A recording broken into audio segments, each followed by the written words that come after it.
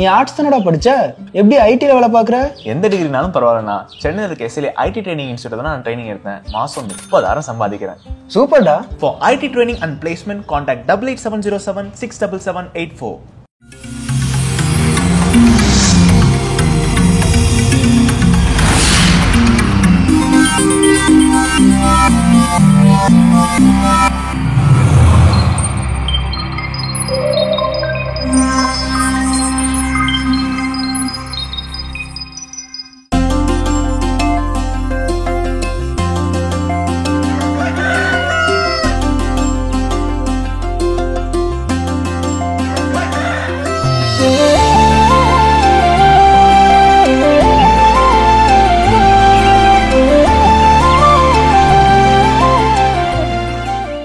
தொலைக்காட்சியின் அன்பு உள்ளங்கள் அனைவருக்கும் எங்களது இனிய காலை வணக்கம்.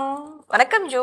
வணக்கம் கல்பனா, எப்படி இருக்கீங்க? எஸ், நலமா இருக்கேன், சூப்பரா இருக்கேன், சிறப்பா இருக்கேன். நீங்க எப்படி இருக்கீங்க? நானும் ரொம்ப ரொம்ப நலமா இருக்கிறேன். எஸ், நாங்களும் ஒரு சிறப்பான கதையை கேட்கவும் ரெடி ஆயிட்டோம். சொல்லுங்க. ஸோ என்ன இன்னைக்கான ஒரு கதை அப்படின்னா, ஒரு பாலைவன பகுதி.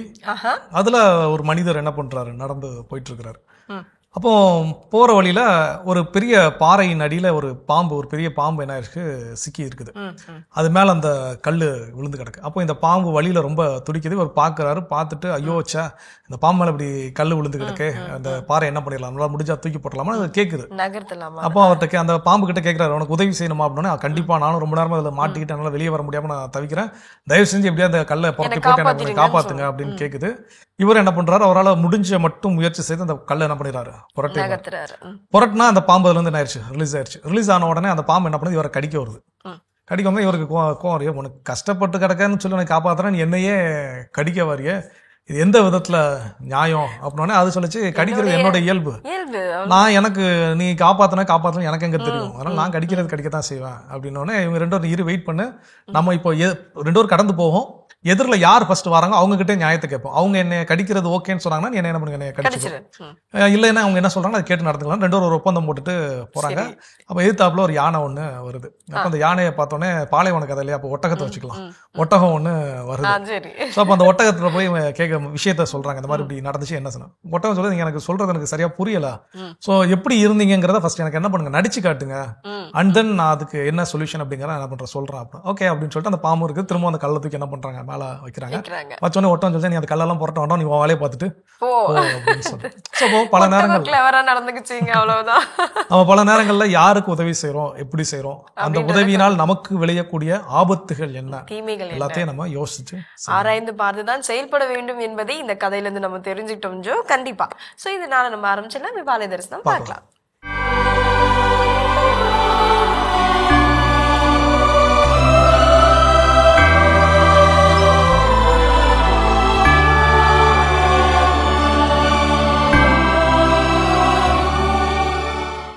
இறைவனிடம் பரிந்து பேசும் புனித அந்தோனியாரே, புதுமைகளை புரியும் எங்கள் புனித அந்தோனியாரே, இறைவனிடம் பரிந்து பேசும் புனித அந்தோனியாரே,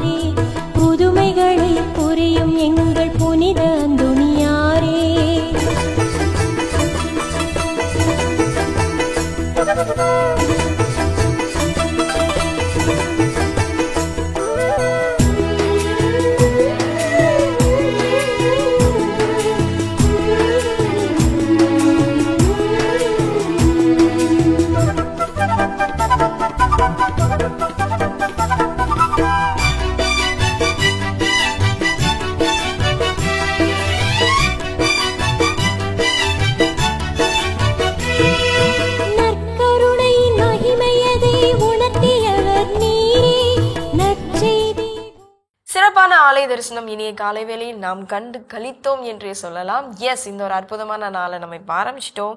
இங்கே நம்ம இப்போ என்ன பண்ண போகிறோம்? எஸ், கண்டிப்பாக ஒரு அற்புதமான செய்தியை வந்து இங்கேருந்து கொண்டு போகிறோம் இல்லையா? அதில் எந்த ஒரு சந்தேகமும் இல்லை. அந்த வகையில் இந்த நாளுக்கான செய்தி சிந்தனை என்ன அப்படின்னா, கடவுள் வணக்க நிகழ்ச்சியில ஒரு சின்ன ஒரு பெரிய கேப்பே விழுந்துருச்சு. என்னன்னா குழந்தை வளர்ப்பு பத்தி பேசுறது. அப்போ அறம் செய் நிகழ்ச்சியிலேயே அது குழந்தை வளர்ப்பு பத்தி போனனால ஒரு சின்ன கேப் கடவுள் வணக்கத்துல விட்டது. அது ஒரு பெரிய கேப்பா மாறிடுச்சு. ஸோ இப்போ குழந்தை வளர்ப்புல என்னன்னா உத்வேகம் இல்லாத இல்லைன்னா ஆர்வம் இல்லாத குழந்தைகள், சில குழந்தைகள் இதுலயுமே பெருசா என்ன பண்ண மாட்டாங்க, ஆர்வம் காட்ட மாட்டாங்க. படிப்புலயும் அவங்களுக்கு பெருசா ஆர்வம் இருக்காது, ஸ்போர்ட்ஸ்லயும் ஆர்வம் இருக்காது, ஒரு மாதிரி மந்தமான ஒரு மனநிலையில இருப்பாங்க. சோ அப்ப அப்படிப்பட்ட குழந்தைகளை நான் ஆர்வம் உள்ளவனாக மாற்றுவதற்கு நான் செய்ய வேண்டிய செயல்கள் என்ன? அது அப்பா அம்மா தான் செய்யணும் அப்படிங்கிற அவசியம் இல்லை. அது அண்ணன், தங்கச்சி, அக்கா, எந்த உறவாக இருந்தாலும் செய்யலாம். அப்ப அதுக்கு என்ன செய்யணும், நமக்கு என்ன பண்ணணும் தெரிஞ்சிருக்கணும். அப்ப அதுதான் அந்த குழந்தைகளை எப்படி கையாளுவதுன்னு நமக்கு தெரிஞ்சிருந்தா தான் அந்த குழந்தைகளை கையாள முடியும். அப்ப அதுல முதல் விஷயம் நம்ம என்ன தெரிஞ்சுக்கணும்னா, ஏன் அவங்க ஆர்வம் இல்லாமல் இருக்கிறார்கள், எதனால அந்த ஆர்வம் போச்சு. இயல்பாவே எல்லா குழந்தைகளும் ஆர்வத்தோடு தான் இருப்பாங்க. எந்த குழந்தைகளுக்கு ஆர்வம் இல்லாமல் அப்படிங்கிறது கிடையவே கிடையாது. நாம அவங்களை வளர்த்து வரக்கூடிய விதத்தில் நாம என்ன நமக்கே தெரியாம அவங்களுக்கு என்ன பண்ணிருப்போம், ஏதாவது ஒரு சில நிகழ்வுகளை நம்ம நிகழ்த்தி இருப்போம். ஸோ அது அவங்களுடைய மனதில் ஒரு நீங்காத ஒரு ட்ராமாவா போய் ஸ்டோர் ஆயிருக்கும். அப்போ அதுல இருந்து அவங்களுக்கு அந்த ஆர்வம் போயிருக்கும். அப்போ குழந்தை ஏதாவது வந்து விருப்பப்பட்டு நம்மகிட்ட கேட்குது, நம்ம வாங்கி தரதே இல்லை, எப்பவும் இல்லை, ஒரு தடவை கூட நான் இது வரைக்கும் அவங்க கேட்டதை வாங்கி தரவே இல்லை. அப்படிங்கிறப்போ அந்த குழந்தை என்ன மனநிலைக்கு போயிருமோ, இவங்க கிட்ட கேட்டா கிடைக்காது, கேட்கவே வேணாம். அப்ப கேட்பதை இது என்ன பண்ணா நிறுத்திக்கொள்ளும். ஒரு அழகான ஒரு புத்தகம் ஒன்று உண்டு, பேசுவதை நிறுத்தி கொண்ட சிறுவன் அப்படின்னு சொல்லி ஒரு புத்தகம். அப்போ அதில் இந்த குழந்தைகளுக்கு உளவியல் ரீதியாக நடக்கக்கூடிய தெரிந்தும் தெரியாமல் பெற்றோர்களோ இல்லை மற்றவங்களோ செய்யக்கூடிய துன்புறுத்தல்கள் என்ன அப்படிங்கறத அதில் வந்து வகைப்படுத்திடுவாங்க. அந்த புத்தகத்தோட பேரே அது அழகா இருக்கும், பேசுவதை நிறுத்தி கொண்ட சிறுவன். ஏன் அப்படின்னா ஒரு குழந்தைகள் ஒரு சில விஷயங்கள் கேட்கறாங்க, ஒரு ஐஸ்கிரீம் கேட்கறாங்களா, டிஃபால்ட்டா ரெடிமேடா நம்ம வச்சிருக்கூடிய ஆன்சர் ஐஸ்கிரீம் சாப்பிட்டா சளி பிடிக்கும். ஓகே, சளி பிடிக்கட்டும், ஐஸ்கிரீம் சாப்பிடு, சளி பிடிச்சா உன்னை நான் என்ன பண்றேன், ஹாஸ்பிட்டல் கூட்டு போறேன், அங்க இன்ஜெக்ஷனோ இல்ல வந்து மருந்தோ கொடுத்தானே அதையும் நீ என்ன பண்ணணும், மறக்காம எடுத்துக்கணும். சோ இப்போ இதெல்லாம் வந்து அந்த கான்வர்சேஷனே எனக்கு இல்லனா இல்ல, அந்த வே வந்து நம்ம அழகா சொல்லி கொடுத்துட்டோம்னாலே போதும் இல்லையா? கண்டிப்பா. அப்போ இதெல்லாம் நான் ஸ்டாப் பண்ணிட்டே இருக்கேன், ஒரு தடவை 2 தடவை கண்டினியூஸா நான் ஸ்டாப் பண்றப்போ அந்த குழந்தை ஒரு கட்டத்துல கேட்கறத என்ன பண்ணிரும், நிறுத்திடும். அப்ப அதுதான் அந்த ஆர்வம் இல்லாமல் போவதற்கான காரணம். அப்ப அந்த மாதிரி நான் எதுவும் தப்பு பண்ணிருக்கிறேனா, என்னுடைய கணவன் பண்ணிருக்காரு, அப்பா பண்ணிருக்காரா, இல்ல அம்மா பண்ணிருக்காங்களா, இல்ல சுற்றத்தார் யாரும் அதை செஞ்சிருக்காங்களா, அப்ப என்ன விஷயம் அவங்க பேசுறத நிறுத்துவதற்கு காரணமா அமைஞ்சது. அப்ப அந்த ரூட் என்னன்னு கண்டுபிடிச்சா அதை நாம் சரி செய்ய முடியும். எஸ், உண்மையாவே சிறப்பு. அதாவது பல பெற்றோர்களுடைய குமரல் என்ன அப்படின்னா, என் பிள்ளை வந்து எல்லாமே நாங்க செஞ்சு தரோம், எல்லாமே பண்றோம், ஆனா ஒரு பெரிய ஆர்வம் இல்லாம இன்ட்ரெஸ்ட் இல்லாம இருக்கானே, ஏன் அப்படின்னு சொல்லிட்டு பல கேள்விகள் அவங்களுக்குள்ள இருந்திருக்கும் இல்லையா? இன்னைக்கு அதுக்கான பதில் கிடைக்க போகுது அப்படின்றத ஒரு நம்பிக்கையோட நம்ம இந்த நாள் அப்படியே தொடர்ந்து பேசுவோம். ஆனா அதுக்கு முன்னாடி அடுத்த பகுதி பார்க்கலாம்.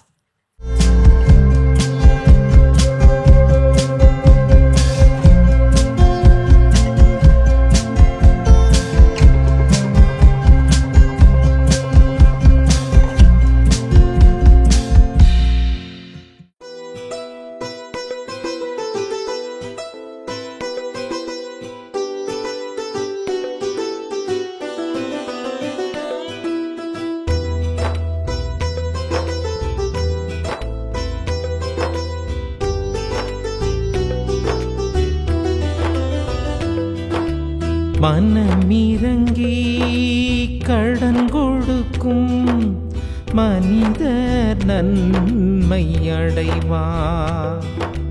மனமிரங்கி கடன் கொடுக்கும் மனிதர் நன்மை அடைவார்.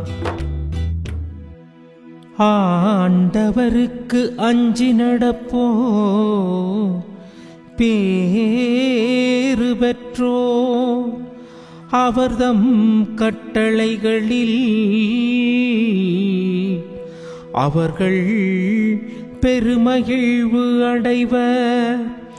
அவர்களது வழிமரபு பூவுலகில் வலிமை மிக்கதாயிருக்கும். நேர்மையுள்ளோரின் தலைமுறை ஆசி பெறும். நேர்மையுள்ளோரின் தலைமுறை ஆசி பெறும்.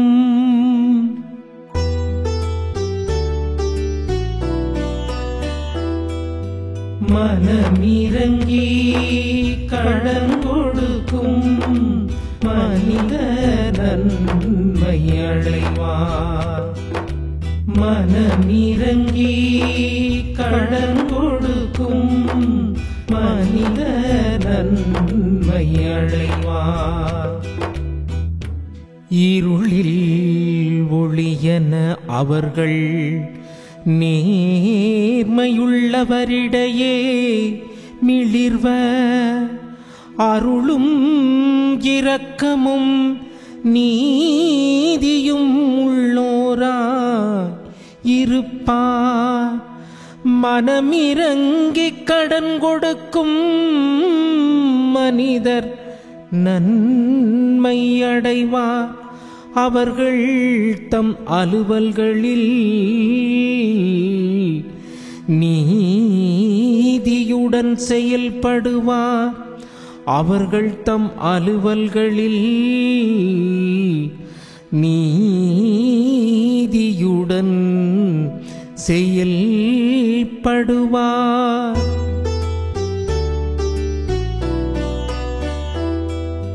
மனமிரங்கி கடன் கொடுக்கும் மனித நன்மை அடைவார்.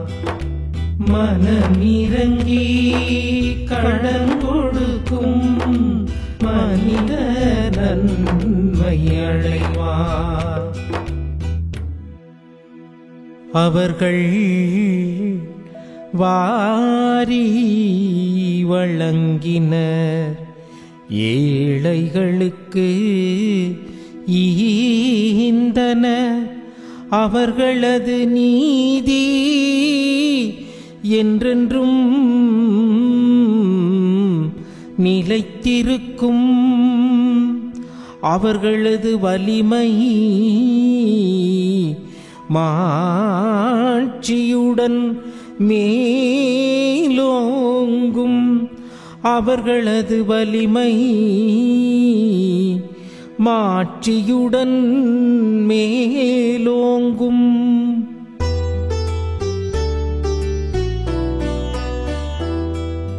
மனமிரங்கி கடன் கொடுக்கும் மனித நன்மை அடைவார். மனமிரங்கி கடன் கொடுக்கும் மனித நன்மை அடைவார். இறைமகன் இயேசு கிறிஸ்துவில் பிரியமுள்ள எனது அன்பு சகோதரிகளே, சகோதரர்களே, உங்கள் அனைவருக்கும் நம்ம ஆண்டவராக இயேசு கிறிஸ்துவின் அற்புத நாமத்திலே வாழ்த்துக்களையும் வணக்கங்களையும் தெரிவித்துக் கொள்கின்றேன். இன்றைய திருப்பாடலை பற்றி ஒரே வார்த்தையில் சொல்ல வேண்டும் என்று சொன்னால் இதை வழிப்பயண திருப்பாடல் என்று சொல்லலாம். ஏன் இந்த திருப்பாடலுக்கு இப்படி பெயர் வைக்கலாம் என்று சொல்லி பார்க்கிற பொழுது, நாம் போய் சேர வேண்டிய இடத்தை நோக்கி சென்று கொண்டிருக்கிறோம். நாம் போகும் வழியிலே பாடுகிற ஒரு பாடலாக இது இருக்கிறது என்றுதான் சொல்ல வேண்டும். அப்படி பார்க்கிற பொழுது இந்த திருப்பாடலுடைய அம்சம் என்ன என்று சொல்லி பார்க்கிற பொழுது, இந்த திருப்பாடலோடு சேர்ந்து நம் வழியிலே நாம் நடந்து செல்கிற பொழுது நாம் எப்படி பேசி கொண்டு போகிறோமோ, எதையெல்லாம் சேர்த்து கொள்ள முடியுமோ அதே ஒன்றுதான் இந்த திருப்பாடல் 111 மற்றும் 112. இந்த பாடல்களோடு நாம் எதை வேண்டுமெனாலும் சேர்த்து கொள்ளலாம் என்பதை இந்த திருப்பாடலானது வெளிக்காட்டுகிறது. ஆனால் விவிலியத்திலே நாம் எதையும் சேர்க்க முடியாது. ஆனால் நாம் சொந்தமாக பாடலாக பாடுகிற பொழுது இதோடு சேர்ந்து நாம் சேர்த்து கொள்ளக்கூடிய அளவிற்கு இந்த திருப்பாடல்கள் இருக்கிறது. அப்படி இதில் எதை சேர்க்கலாம் என்று சொல்லி பார்க்கிற பொழுது, இயேசு கிறிஸ்துவை பற்றியும் புதிய ஏற்பாட்டிலிருந்து ஒரு சில காரியங்களை நாம் தியானித்து எடுத்து இந்த திருப்பாடலோடு சேர்த்து நாம் பாட முயற்சி செய்யலாம். எனவேதான் இந்த திருப்பாடலுக்கு வழிப்பயண திருப்பாடல் என்று சொல்லலாம் என்று நான் சொல்லுகிறேன். அப்படி பார்க்கிற பொழுது இந்த திருப்பாடலுடைய அம்சம் என்ன என்று சொல்லி பார்க்கிற பொழுது, மீட்பை அனுபவிப்பது. அப்படி என்று சொன்னால் இந்த மீட்பை நீங்களும் நானும் எப்பொழுது அனுபவிக்கிறோம், எப்படி அனுபவிக்கிறோம் என்கிற கேள்வி வருகிறது. இந்த கேள்விக்கு ஒரே ஒரு பதில்தான், ஞாயிற்றுக்கிழமை திருப்பலி. அவ்வளவுதான். ஞாயிறு திருப்பலி என்பது நம்முடைய மீட்பை அனுபவிக்கிற இடமாக இருக்கிறது. இதை விட்டா வேற வழி இருக்குதானா? கண்டிப்பாக இல்லை என்றுதான் சொல்ல வேண்டும். இதுதான் இலக்கு. இந்த ஞாயிற்றுக்கிழமை திருப்பலிக்கு நாம் செல்வதுதான் ஒரே ஒரு நம்முடைய மீட்பின் அம்சமாக இருக்கிறது. எல்லா திருப்பலிகளும் சிறப்பாக அதை பார்க்கிற பொழுது நம்ம ஞாயிற்றுக்கிழமை திருப்பலிக்கு செல்லாத பொழுது ஒரு பயம் ஏற்படுகிறது. இந்த பயம் என்பதை போபியா என்று சொல்லுவார்கள். 75 வகையான வார்த்தைகளை கொண்டு இதை பிரித்து சொல்லுவார்கள். இந்த பயம் எப்படி நம்ம விட்டு போகிறது என்று சொன்னால், நாம் திருப்பலிக்கு செல்கிற பொழுது, நற்கருணை சந்திக்கிற பொழுது, நற்கருணை ஆண்டவரை உட்கொள்ளுகிற பொழுது இது நம்மை விட்டு விலகுகிறது. எனவேதான் இந்த திருப்பலிக்கு அவ்வளவு முக்கியத்துவம் இருக்குது. நம்முடைய மீட்பை அங்கே அனுபவிக்கிறோம் என்பதுதான் நிதர்சனமான உண்மையாக இருக்கிறது. கடவுள் வேலை செய்கிறார், பணி செய்கிறார், நாமும் வேலை செய்கிறோம், பணி செய்கிறோம். இப்ப கடவுள் செய்கிற பணிக்கும் நாம் செய்கிற பணிக்கும் வித்தியாசம் என்ன? கடவுள் செய்கிற பணி அது தெய்வீக காரியம். நாம் செய்கிற வேலையிலே தெய்வீக தன்மை இருக்கிறதா? அப்படி தெய்வீக தன்மை இல்லை என்று சொன்னால் கண்டிப்பாக நாம் முன்னேற இயலாது. ஒரு சில முகத்தை பார்த்து சொல்லுவோம், தெய்வீக கலை தெரிகிறது என்று சொல்லுவோம். அதே ஒன்றுதான் நாம் செய்கிற ஒவ்வொரு காரியத்திலும் அந்த தெய்வீக தன்மை இருக்க வேண்டும் என்பதை நாம் புரிந்து கொள்ள வேண்டும். அப்படி பார்க்கிற பொழுது இந்த கடவுள் என்ன செய்கிறார், அந்த தெய்வீக பணி என்ன என்று சொல்லி பார்க்கிற பொழுது மற்றவர்களை பாதுகாக்கிற பணியாக இருக்கிறது. மற்றவர்களை கடவுள் எப்படியெல்லாம் பாதுகாக்கிறாரோ அதே போன்று நீங்களும் நானும் மற்றவர்களை பாதுகாக்க வேண்டும். நான் என் மனைவியை, என் மகளை, என் மகனை, என் குடும்பத்தை, என்னுடைய பங்கை நான் எப்படி பாதுகாக்க போகிறேன்? இதுதான் நம்முடைய வாழ்க்கையினுடைய அர்த்தமாக இருக்கிறது. எந்த வழியிலே நான் எப்படி வழிநடத்தி கொண்டு போகிறேன் என்பதுதான் நிதர்சனமான உண்மையாக இருக்கு. எனவே நம்முடைய குடும்ப உறவுகளை, நம்முடைய நண்பர்களை பாதுகாக்க முயற்சி செய்வோம். இறைவன் பாதுகாப்பதை போல நீங்களும் நானும் பாதுகாக்க வேண்டும். நம்முடைய நெறிமுறை சரியாக இருக்க வேண்டும். நம்முடைய நெறிமுறை தவறினோம் என்று சொன்னால் நம்முடைய வாழ்க்கையினுடைய அர்த்தம் மாறுகிறது. அப்படி அந்த வாழ்க்கையினுடைய அர்த்தத்தை மாற்றாமல் இருக்க அந்த பாதுகாப்பை நாம் சரிவர பயன்படுத்த வேண்டும். அந்த பாதுகாப்பிலே ஜெபம் நிறைந்திருக்க வேண்டும். ஜெபம் இல்லாத ஒரு பாதுகாப்பு என்பது இந்த உலகிலே எதுவுமே இல்லை என்பதை நாம் எந்த சூழ்நிலையிலும் மறந்துவிடக்கூடாது. அப்படி பார்க்கிற பொழுது அந்த இஸ்ரேல் மக்களை யார் பாதுகாத்தார்கள்? அடிமைத்தனத்திலிருந்து அவர்கள் திரும்பி வருகிற பொழுது அந்த வார்த்தைகள் மிக தெளிவாக இருக்கின்றன. கடவுள் பாதுகாத்தார், கடவுள் வழிநடத்தினார்.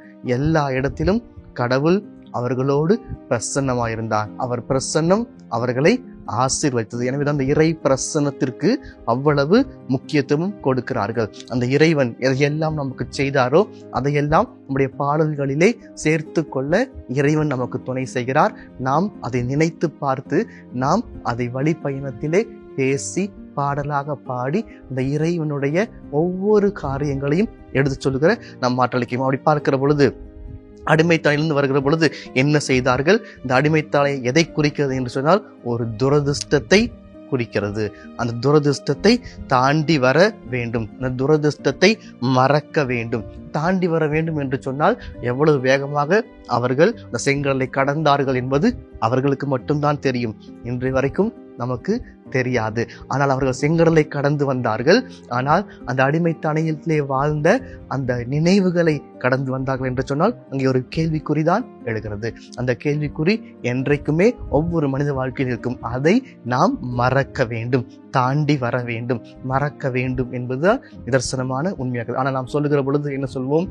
மறக்க நினைக்கிறேன், மறக்க நினைக்கிறேன் என்றுதான் சொல்லுவோம். நாம திரும்ப திரும்ப அதை நினைத்து கொண்டுதான் இருக்கிறோம். அந்த அடிமை தலையை விட்டு நாம் தாண்டி வர வேண்டும். எந்த சூழ்நிலும் நாம் எதற்கும் அடிமைகளாக இருக்கக்கூடாது. அப்படி அடிமைகளாக நாம் இல்லாதிருக்கிற பொழுது அந்த மீட்பை இன்னும் அதிகமாக நாம் அனுபவிக்கிறோம் என்பதுதான் நிதர்சனமான உண்மையாக இருக்கிறது. அந்த மீட்பை இறைவன் நமக்கு கொடுத்திருக்கிறார். அந்த மீட்பை அனுபவிக்க நாம் தவறாமல் இந்த ஞாயிறு திருப்பலியிலே பங்கெடுப்போம்.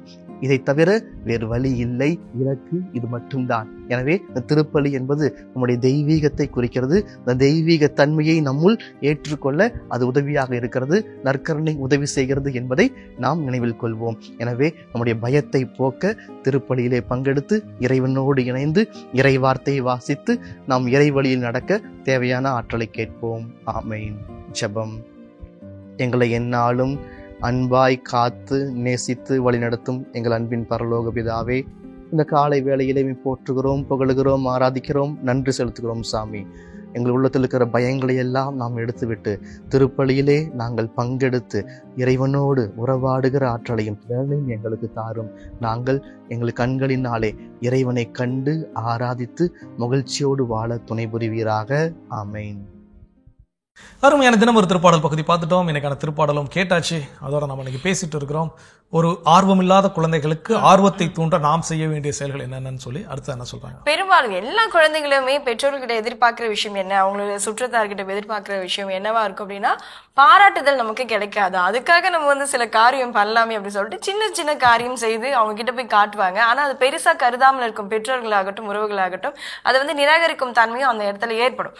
அப்ப அந்த இடத்துல அந்த குழந்தைக்கு என்ன ஆகும் அப்படின்னா, அந்த இன்ட்ரெஸ்ட் அந்த ஆர்வம்ன்றது அடுத்தடுத்து பண்றதுக்கான ஸ்டாப் ஆயிடும். சோ அதுதான் நம்ம பண்ற தப்பு. ஆனா அந்த இடத்துல நம்ம என்ன பண்ணணும் அப்படின்னா, அவங்களுடைய சிறு காரியமா இருந்தாலும் அவங்களுடைய சின்ன முயற்சியா இருந்தாலும் அங்கே நம்மளுடைய அந்த பாராட்டுதலை தெரிவிக்கணும். கண்டிப்பா ஒரு ரன்னிங் ரேஸ்ல ஒரு குழந்தை கலந்துக்குது, அது வந்து 3வது இடமோ 2வது இடமோ இல்ல முதல் இடமோ பெருகுது. அப்போ உடனே வாவ் சூப்பர் அப்படின்னு பாராட்டுவது மட்டும் முக்கியம் அல்ல, கலந்து கொண்ட குழந்தையை பாராட்டுவதும் ரொம்ப ரொம்ப முக்கியம். ஏன்னா அது வெளியே நின்று என்ன பண்ணல, வேடிக்கை பார்க்கல, அது பார்ட்டிசிபேட் பண்ணுச்சு, உள்ள பங்கெடுத்து இருக்குது. அப்போ அந்த பங்கெடுத்தலுக்கும் நம்ம பாராட்டுகள் அப்படிங்கிறது ரொம்ப ரொம்ப முக்கியம். அப்போ அந்த உத்வேகத்தோட அதை நம்ம திரும்ப அந்த பாராட்டுகள் அப்ரிசியேஷன் நம்ம கொடுக்கும் போது நெக்ஸ்ட் டைம் இன்னும் ஓகே நம்ம அடுத்த இதோட பெஸ்டா பண்ணணும், இன்னும் பெஸ்டா சிறப்பா பண்ணணும் அப்படிங்கிற ஒரு நிலைக்கு வரும். நம்ம நிறைய நேரங்கள் என்ன பண்ணிடுவோம்னா, ஒரு குழந்தைகள் ஒரு ரெகுலரா ஃபெயில் ஆயிருப்பாங்க, ஏதோ 2 சப்ஜெக்ட் 3 சப்ஜெக்ட், நீ இந்த தடவை ரேங்க் என்ன பண்ற, இத்தனை ரேங்க்ல வாரன்னு சொல்லி நம்ம என்ன பண்றோம், அவங்க வந்து திணிச்சு ஏதோ சம்திங் ஒரு பெரிய ஒரு ரேஸுக்குள்ள அவங்க என்ன பண்றோம், தள்ளுறோம்.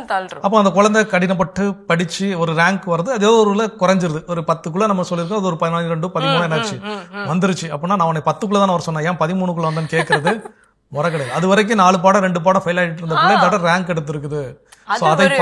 முயற்சி எடுத்திருக்கு அப்படின்றதுதான் நம்ம பாராட்டணும். சோ அப்போ சின்ன சின்ன விஷயத்துல ஒரு படம் வரைஞ்சு கொண்டு வந்து அப்பா இது எப்படி இருக்கு, அழகா இருக்கா அப்படின்னா அழகா இருக்குன்னு சொல்லுங்க. அதுல இன்னும் எக்ஸ்ட்ரா மானியத்தினை பொன்மானை எல்லாம் போட்டு என்ன பண்ணுங்க சொல்லுங்க. அதே நேரங்கள்ல ஏதாவது ஒரு நேரத்துல நம்ம வேலையை விட்டு வந்துட்டு இருக்கிறோம், அது நம்ம 1000 டென்ஷன்ல வரலாம், ஒன்றும் பிரச்சனை இல்லை. அவங்க ஒளிஞ்சிருந்து நம்மள அப்படின்னு ஏதோ ஒரு பயம் காட்டுறாங்க, ஏதோ ஒரு சம்திங் ஏதோ செய்யறாங்க விளையாட்டுத்தனமா அப்படின்னா அந்த விளையாட்டை ரசிக்க கற்றுக்கொள்ளுங்க. இதெல்லாம் வந்து அப்ரிஷியேட் பண்ணும் போதுதான் அந்த குழந்தை ஆர்வத்தோடு இருக்கும். ஒரு தடவை அது பயம் காட்டுறப்போ பலாருன்னு சவுட்ல வச்சு தொலைச்சு போடுவோம்னு சொன்னீங்கன்னா அதுக்கப்புறம் அந்த விளையாடக்கூடிய மனநிலைக்கு அது என்ன பண்ணாது, வராது. அந்த தவறை செய்யாமல் ஒருவேளை செஞ்சிருந்தா அதை திருத்திக் கொள்வோம். கண்டிப்பா தொடர்ந்து இதை பத்தி சிந்திப்போம். இப்ப அடுத்த பகுதி பார்க்கலாம்.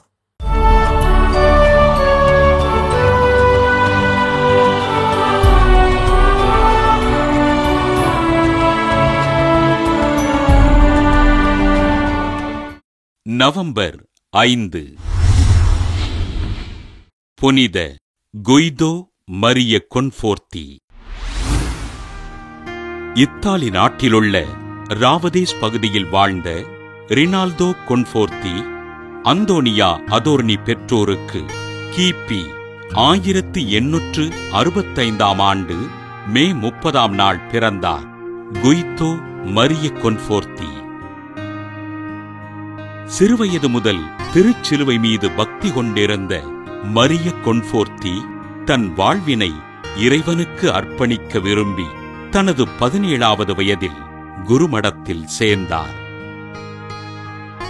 குருமடத்தில் சிறந்த குரு மாணவராக விளங்கிய கொன்ஃபோர்த்தி தன் குருத்துவ திருநிலைப்பாட்டின் நாளின் போது உடல்நிலை குன்றிய காரணத்தினால் சில ஆண்டுகள் அருட்சகோதரராக தன் பணிகளைச் செய்தார்.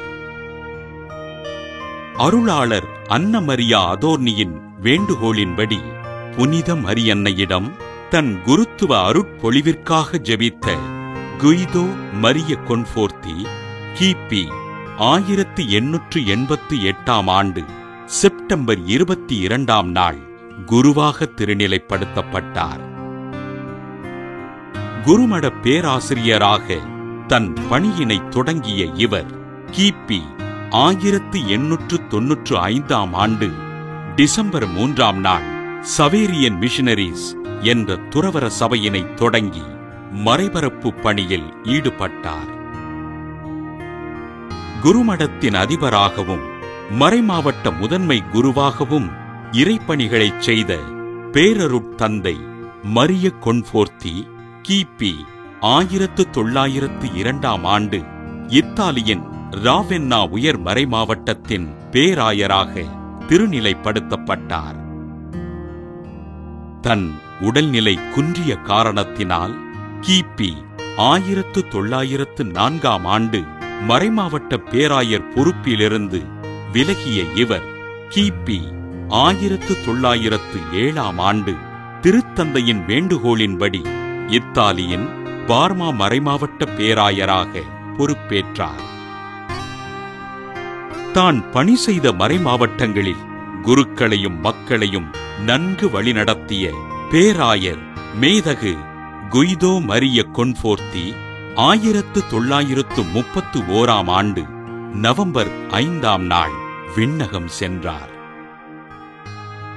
அனைத்து மக்களுக்கும் ஆண்டவரின் நற்செய்தி சென்று சேர வேண்டுமென்பதற்காக பொதுநிலையினரை தேர்ந்தெடுத்து மறைப்பணிகளைச் செய்த பேராயர் குய்தோ மரிய கொன்ஃபோர்த்தியினை திருத்தந்தை 16 ஆசீர்வாதப்பர் 2011 அக்டோபர் 23 புனிதராக உயர்த்தினார். புனித குய்தோ மரிய கொன்ஃபோர்த்தி திருவிழாவினை கொண்டாடுகின்ற நாம் தேவ அழைத்தலுக்காகவும் அழைப்பு பெற்றிருக்கின்ற குருமானவர்கள் தங்கள் பயிற்சியில் சிறந்து விளங்க வேண்டுமென்றும் ஆண்டவரிடம் ஜெபிப்போம். சிறப்பான இன்றைய புனிதர் பகுதி நம்ம பார்த்துட்டோம் ஜோ. எஸ், ஆர்வம் இல்லாத குழந்தைகள், ஆர்வமற்ற குழந்தைகள் அப்படின்னு சொல்லிட்டு நம்ம அவங்களுக்கு ஏதாவது ஒரு பேர் வந்து இன்னைக்கு வேணா பதிவு பண்ணிருக்கலாம். ஆனா எந்த குழந்தையுமே அப்படி கிடையாதுங்க. அதுக்கு காரணம் என்ன, நம்மளாதான் இருந்திருப்போம். அது எதனால அப்படின்றதான் இன்னைக்கு நம்ம கண்டுபிடிச்சிட்டு இருக்கோம். அந்த வகையில அடுத்ததான் என்ன? அடுத்ததான் என்ன வேணா, நமக்கு நிறைய வேலைகள், பெரிய வேலைகளை தான் ஒன்று எடுத்துட்டோம் அப்படின்னா, ஐயோ இவ்வளவு பெரிய வேலை அப்படின்னு மலைப்பாக நமக்கு தெரியுது. அப்போ அதுக்கு நமக்கு கொடுக்கக்கூடிய ஆலோசனை, அந்த பெரிய வேலையை சின்ன சின்ன டாஸ்கா என்ன பண்ணுங்க, பிரிச்சு செய்யுங்க. பெருசா அது தெரியாது. அப்போ இந்த குழந்தைகளுக்கும் சின்ன சின்ன வேலைகளை செய்ய கற்றுக் கொடுக்க வேண்டும். அப்போ வீடு வந்து நீட்டா பெருக்காம இருக்குது, கிளீன் பண்ணாம இருக்குதா, அப்போ அந்த பையனையோ குழந்தையோ பெண் குழந்தையோ கூப்பிட்டு வீடு இதெல்லாம் கிளீன் பண்ண வேண்டியது உங்களுடைய பொறுப்பு தான். கிளீன் பண்ணீங்கன்னா நான் உங்களுக்கு என்ன பண்ணுவோம், ஒரு ஸ்டார் கொடுப்பேன், இல்லை ஒரு சாக்லேட் வாங்கி தருவேன், கிஃப்ட் வாங்கி தருவேன், ஏதோ சம்திங். அப்போ சின்ன சின்ன அப்ப அந்த சின்ன சின்ன வேலைகளை அதை செய்ய கற்றுக்கொள்கின்ற பொழுது அது ஆர்வத்தோடு முதல் என்ன பண்ணும், செய்ய தொடங்கும். அதுவும் இந்த சின்ன குழந்தைங்களுக்கு ஒரு விஷயத்தை நம்ம சொல்லி கொடுத்துட்டோம்னா ரொம்ப ஆர்வத்தோட செய்வாங்க. நம்மகிட்ட வந்து வீடு கிளீனா இருந்தாலும் கூட, வீடு இந்த குப்பையா இருக்கு, நான் அதை கிளீன் பண்ணட்டுமா அப்படின்னு அவங்களே என்ன பண்ணுவாங்க, கேட்பாங்க. சோ சில விஷயங்கள் நம்ம விளையாடுறதுக்கு சில பொருட்கள், விளையாட்டு ஜாமான், அதாவது டாய்ஸ் வாங்கி கொடுப்போம். இன்னைக்கு அந்த டாய்ஸ்லேயே ஒரு பெரிய பிரச்சனை இருக்குது. என்ன அப்படின்னா, நம்ம எல்லாம் ரொம்ப ஜீனியஸ் நினைச்சுக்கிட்டு நம்ம குழந்தைகளுக்கு அந்த விளையாட்டு பொருளா இருக்க விடணும்.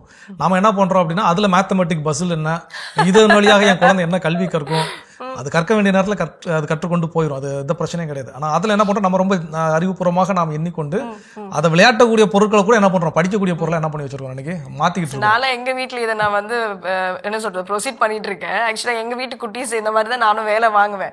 நான் என்ன பண்ணேன், கிஃப்ட் கவர் நிறைய வாங்கி வச்சிருக்கேன் ஜோ.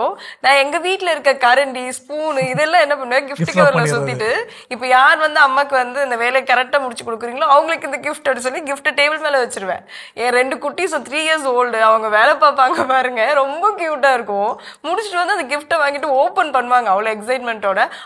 ஸ்பூனு கரண்டின்வாங்க. அது கேட்கறப்ப எனக்கு ஞாபகம் வருது. அப்போ இது போல நல்ல நல்ல விஷயங்கள் நம்ம என்ன பண்ணலாம், நம்மளோட வீடுகளையும் கூட இந்த ஆலோசனைகளை பயன்படுத்தி கொண்டு அந்த குழந்தைகளை சின்ன சின்ன வேலைகள் செய்ய கற்றுக்கொள்ள வைக்கின்ற பொழுது நிச்சயமாக ஒரு ஆர்வத்தோடு செயல்படுவார்கள். இன்னும் நம்ம இதை பத்தி தொடர்ந்து பேசுவோம். அடுத்த பகுதி பார்க்கலாம்.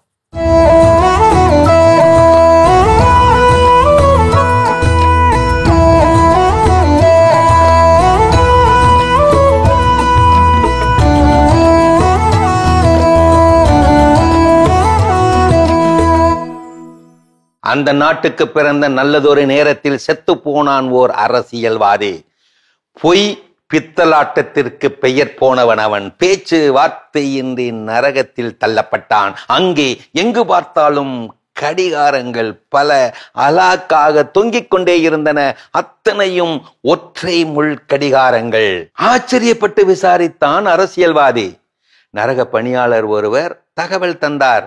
அது மணி பார்க்கும் கடிகாரம் அல்ல, பூமி மனிதர்களின் பொய் கடிகாரம். மண்ணுலக மனிதர் ஒவ்வொருவருக்கும் ஒரு கடிகாரம் உண்டு. அவைகள்தான் இந்த தொங்கும் கடிகாரங்கள். பூமியிலே அவர்கள் ஒரு பொய் சொல்லும் போது மெதுவாக இங்கே முள் நகர ஆரம்பிக்கும். பொய் பேச பேச வேகமாக நகர்ந்து கொண்டே இருக்கும். வாயை பிளந்தபடி ஒவ்வொரு கடிகாரமாக பார்த்து கொண்டே வந்தான் அந்த அரசியல்வாதி. ஒவ்வொரு முள்ளும் ஒவ்வொரு வேகத்தில் நகர்ந்து கொண்டிருந்தது. அப்படியானால் எனது கடிகாரம் எங்கே, அது எப்படி ஓடிக்கொண்டிருக்கும், அறிந்து கொள்ள ஆவல் கொண்டான். ஆவலை வெளியிட்டான். அழைத்து கொண்டு போனார் அந்த நரக பணியாளர். நரகலோகத்தின் தலைமை பொறுப்பாளரின் அறைக்குள்ளே கொண்டு போய் அவனை நிறுத்தினார். அங்கே அவர் ஆழ்ந்து தூங்கிக் கொண்டிருக்க அவரது தலைக்கு மேலே சீலிங் ஃபேன் போல் ஒரு முள் தாறுமாறாக ஓடிக்கொண்டிருந்தது. அரசியல்வாதியிடம் அதை காட்டி சொன்னார் அந்த பணியாள், இதுதான் உனக்கான கடிகாரம், பொய் கடிகாரம். சொன்ன அந்த நொடியில், அடுத்த நொடியில் அவனை அள்ளிக்கொண்டு போய் நெருப்பிலே வாட்ட ஆரம்பித்தன கொம்பு முளைத்த பல் நீட்டிய கோர நக பிசாசுக்கள். இவ்வுலகில் சுற்றலில் விடும் உன்னை அவ்வுலகம் சுற்றலில் விடும். பொய் உதடுகள் ஆண்டவருக்கு அருவருப்பானவை. இது நமது நீதிமொழி. பொய் பேசுகிறவர்களின் வாய் அடைக்கப்படும். இது நமது சங்கீத வழி. பொய் சொல்லி வாழ்ந்தவரும் இல்லை, மெய் சொல்லி வீழ்ந்தவரும் இல்லை. பொய்கள்தான் காப்பாற்ற வேண்டும், மெய்யோ தன்னைத்தானே காப்பாற்றிக் கொள்ளும். பொய் சொல்லி தப்பிக்க நினைக்காதே, உண்மை பேசி மாட்டிக்கொள். ஏனென்றால் பொய் வாழ விடாது, உண்மை சாக விடாது. இது சுவாமி விவேகானந்தர். பாருங்கள், பொருத்தமாக பொய் பேசக்கூடியவர்கள் தான் இந்த உலகில் பரமயோக்கியன் போல வலம் வருகிறார்கள். பொய் முகத்தோடு குழைந்து குழைந்து பேசி சிரிப்பவரை நம்பும் அளவுக்கு உண்மையை உடைத்து பேசுபவரை நம்புகிறதில்லை இந்த உலகம். ஏனென்றால் நிஜமில்லா வாழ்க்கையில் பொய்யான சிரிப்புக்கே போதை அதிகம். என்ன செய்ய? பலருக்கு பொய் பேச வருவதில்லை, சிலருக்கோ பொய்யை தவிர பேச எதுவும் வருவதில்லை. அருமையான கதைகள் 1000 பகுதி பார்த்துட்டோம். இன்னைக்கான கதையும் சிந்தனையும் கேட்டாச்சு. அதோட நம்ம இன்னைக்கு பேசிட்டு இருக்கிறோம், ஆர்வமின்றி இருக்கக்கூடிய குழந்தைகளை ஆர்வத்துடன் செயல்பட செய்ய வேண்டிய செயல்கள் என்னென்ன அப்படின்னு சொல்லி பேசிட்டு இருக்கோம். அதில் அடுத்து என்ன சொல்றாங்க? பெரும்பாலும் நம்ம வந்து குழந்தைங்க கிட்ட பேசுறப்போ உனக்கு யாரை ரொம்ப பிடிக்கும் அப்படின்னு கேட்டா இருப்போம். அவங்க பள்ளிக்கு போற குழந்தைங்களா இருந்தா ஏதாவது ஒரு பர்டிகுலர் டீச்சர்ஸோட நேம் சொல்லுவாங்க. எதனால அப்படின்னா அந்த டீச்சர், அந்த ஆசிரியர்கள் வந்து அந்த குழந்தைங்களோட கீழே இறங்கி அவங்களோட ஆர்வத்தோட அவங்களுக்கு சொல்லி கொடுக்குற அந்த கற்றுக் கொடுக்கும் விதம். ஸோ அப்படிப்பட்ட அந்த டீச்சரோட நேம் அவங்களுக்கு பதிவாயிருக்கும். அதே மாதிரிதான் வீட்டில் நம்மளும் என்ன பண்ணணும் அப்படின்னா அவங்களோட விளையாட்டுத்தனமாக நம்ம என்ன ஒரு கற்றல் அவங்களுக்கு கொடுக்குறோம் அப்படின்னாலும் அது அவங்களுக்கு ஈக்குவலா நம்ம இறங்கி அதை செய்யறப்போ அது அவங்களுக்கு ரொம்ப பிடிக்கும். அதே மாதிரி அதை வந்து அவங்க வந்து அங்கீகரிப்பாங்க. நிச்சயமா. ஏன்னா இந்த கற்றுக்கொள்ளுதல், கற்பித்தல் இதெல்லாம் வந்து ரொம்ப ரொம்ப முக்கியமான விஷயம் குழந்தைங்களுக்கு. அப்ப அது அவர்களுக்கு பிடித்த வண்ணம் இருக்கணும். அப்படின்னா தான் அவங்க அந்த குழந்தைகள் என்ன பண்ணுவாங்கன்னா அதை செய்வாங்க. அதை கற்றுக்கொள்வது எளிதாக அவங்களுக்கு இருக்கும். தாரே ஜமீன் பர் அப்படின்னு சொல்லி ஒரு 2007ஆம் ஆண்டு நினைக்கிறேன் வந்து ஒரு திரைப்படம். அந்த குழந்தைக்கு என்ன அப்படின்னா அது ஒரு கற்பனை உலகத்துல இருக்கக்கூடிய ஒரு குழந்தை. அப்ப நம்பர்ஸ் எல்லாம் பாத்தீங்கன்னா அது கண்களுக்கு, நம்ம புக்ல நம்ம பாக்குறோம் நம்பர்ஸ் எல்லாம் இருக்குது அப்படின்னு நமக்கு தெரியும். ஆனா அவங்க பார்க்கக்கூடிய பார்வை எப்படி இருக்குன்னா அது ஒரு கார்ட்டூனைஸ்டா அவங்க என்ன பண்ணுவாங்க, அவங்களே ஒரு இமேஜின் வேர்ல்டுக்குள்ள அந்த நம்பர்ஸ் அங்கங்கெல்லாம் பறக்கிற மாதிரி தாவுற மாதிரி இப்படிலாம் அவங்களுக்கு என்ன ஆகும், இமேஜின் இருக்கும். அப்போ அந்த குழந்தை அந்த படத்துல ரொம்ப சஃபர் ஆகும். அது பிரச்சனை என்னங்கிறது பெற்றோருக்கும் தெரியாது. ஹாஸ்பிட்டல்ஸ் போவாங்க, டாக்டர்ஸ் மருந்து கொடுப்பாங்க. இது வந்து ஒரு உளவியல் ரீதியிலான பிரச்சனைங்கிறதே அவங்களுக்கு புரிஞ்சுக்க ரொம்ப டைம் ஆகும். அந்த படத்துடைய பாதிக்கு அப்புறம் தான் அந்த படத்துல வந்து ஒரு வாத்தியார் அவருக்கு லைஃப்ல உள்ள என்ட்ரி ஆகும். அந்த வாத்தியாருக்கு இந்த பையனை பத்தி தெரிஞ்சு புரிஞ்சு அதன் பிறகு இவனுக்கு எப்படி கற்றுக் கொடுக்க வேண்டும் அப்படிங்கிற அந்த விஷயம் அதுக்கப்புறம் அது வரைக்கும் எல்லா ஆசிரியர்களுக்கும் பிடிக்காத ஒரு மாணவனாக இருந்த அந்த சின்ன பையன் கடைசி எல்லா ஆசிரியர்களும் விரும்பக்கூடிய ஒரு பையனை என்ன பண்ணியிருப்பானா அந்த படத்துல மாறி இருப்பார். ஸோ அப்ப என்னன்னா அந்த ஆசிரியர் அப்படிங்கிறது ரொம்ப ரொம்ப அற்புதமான ஒரு விஷயம். அப்ப அந்த குழந்தைகளுக்கு விரும்பும் வண்ணம் அந்த கற்றுக் கொடுத்தலே அப்படி விளையாட்டா நம்ம பீரியட் எப்பண்டா வரும் அதுக்காக அந்த பையன் என்ன பண்ணணும், காத்து எதிர்பார்ப்போடு இருக்கணும். சோ அந்த அளவுக்கு நம்ம அதை பண்ண அவங்களுக்கு வைக்க வேண்டும். கண்டிப்பா கண்டிப்பா ஒரு அற்புதமான வழி இது. நம்ம இன்னும் தொடர்ந்து பேசலாம். இப்ப அடுத்த பகுதி பார்க்கலாம்.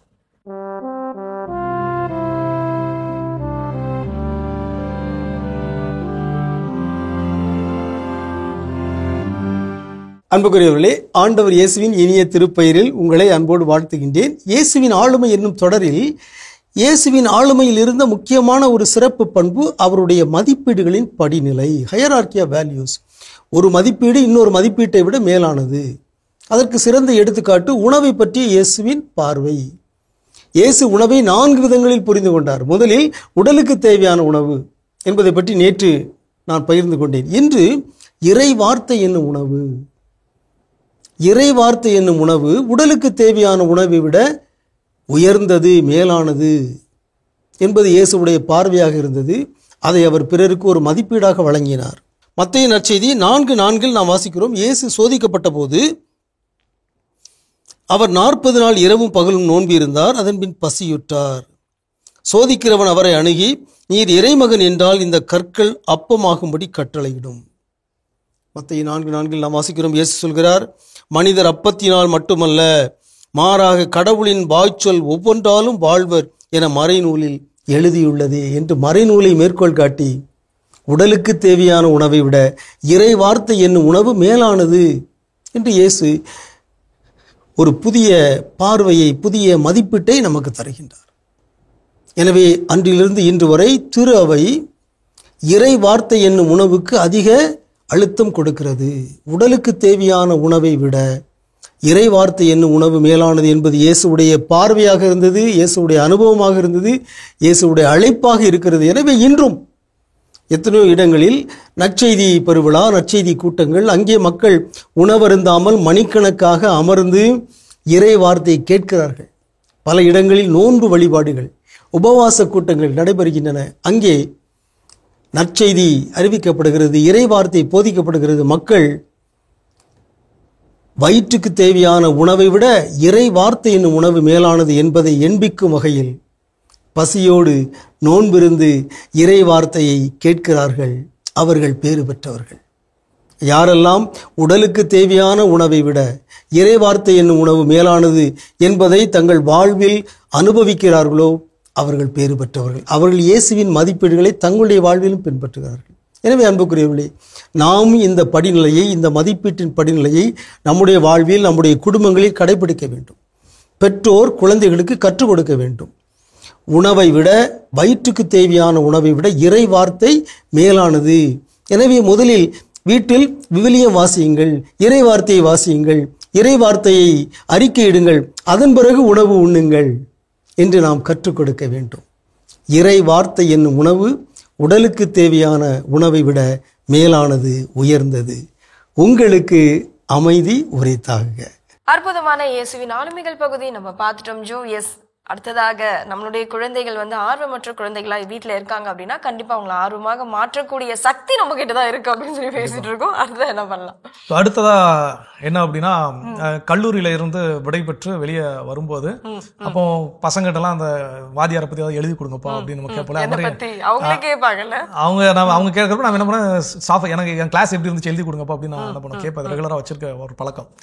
அப்போ அதில் ஒரு பையன் எழுதிருந்த விஷயம் என்னன்னா, நீங்கள் எந்த நேரத்தில் எப்போ தூங்க போகிற நேரத்தில் எழுப்பி உங்களை இந்த மாதிரி இப்படி ஹெல்ப் பண்ணுங்க இதை அப்படின்னு நீங்கள் சொன்னால் கூட நீங்கள் என்ன பண்ணுவீங்க சார், வேலை செய்யுங்க, அதுக்கு ரொம்ப அது எனக்கு பிடிச்சிருந்துச்சு, அந்த பழக்கத்தை நானும் கற்றுக்கிறேன் அப்படின்னு சொல்லியிருந்தாப்புல.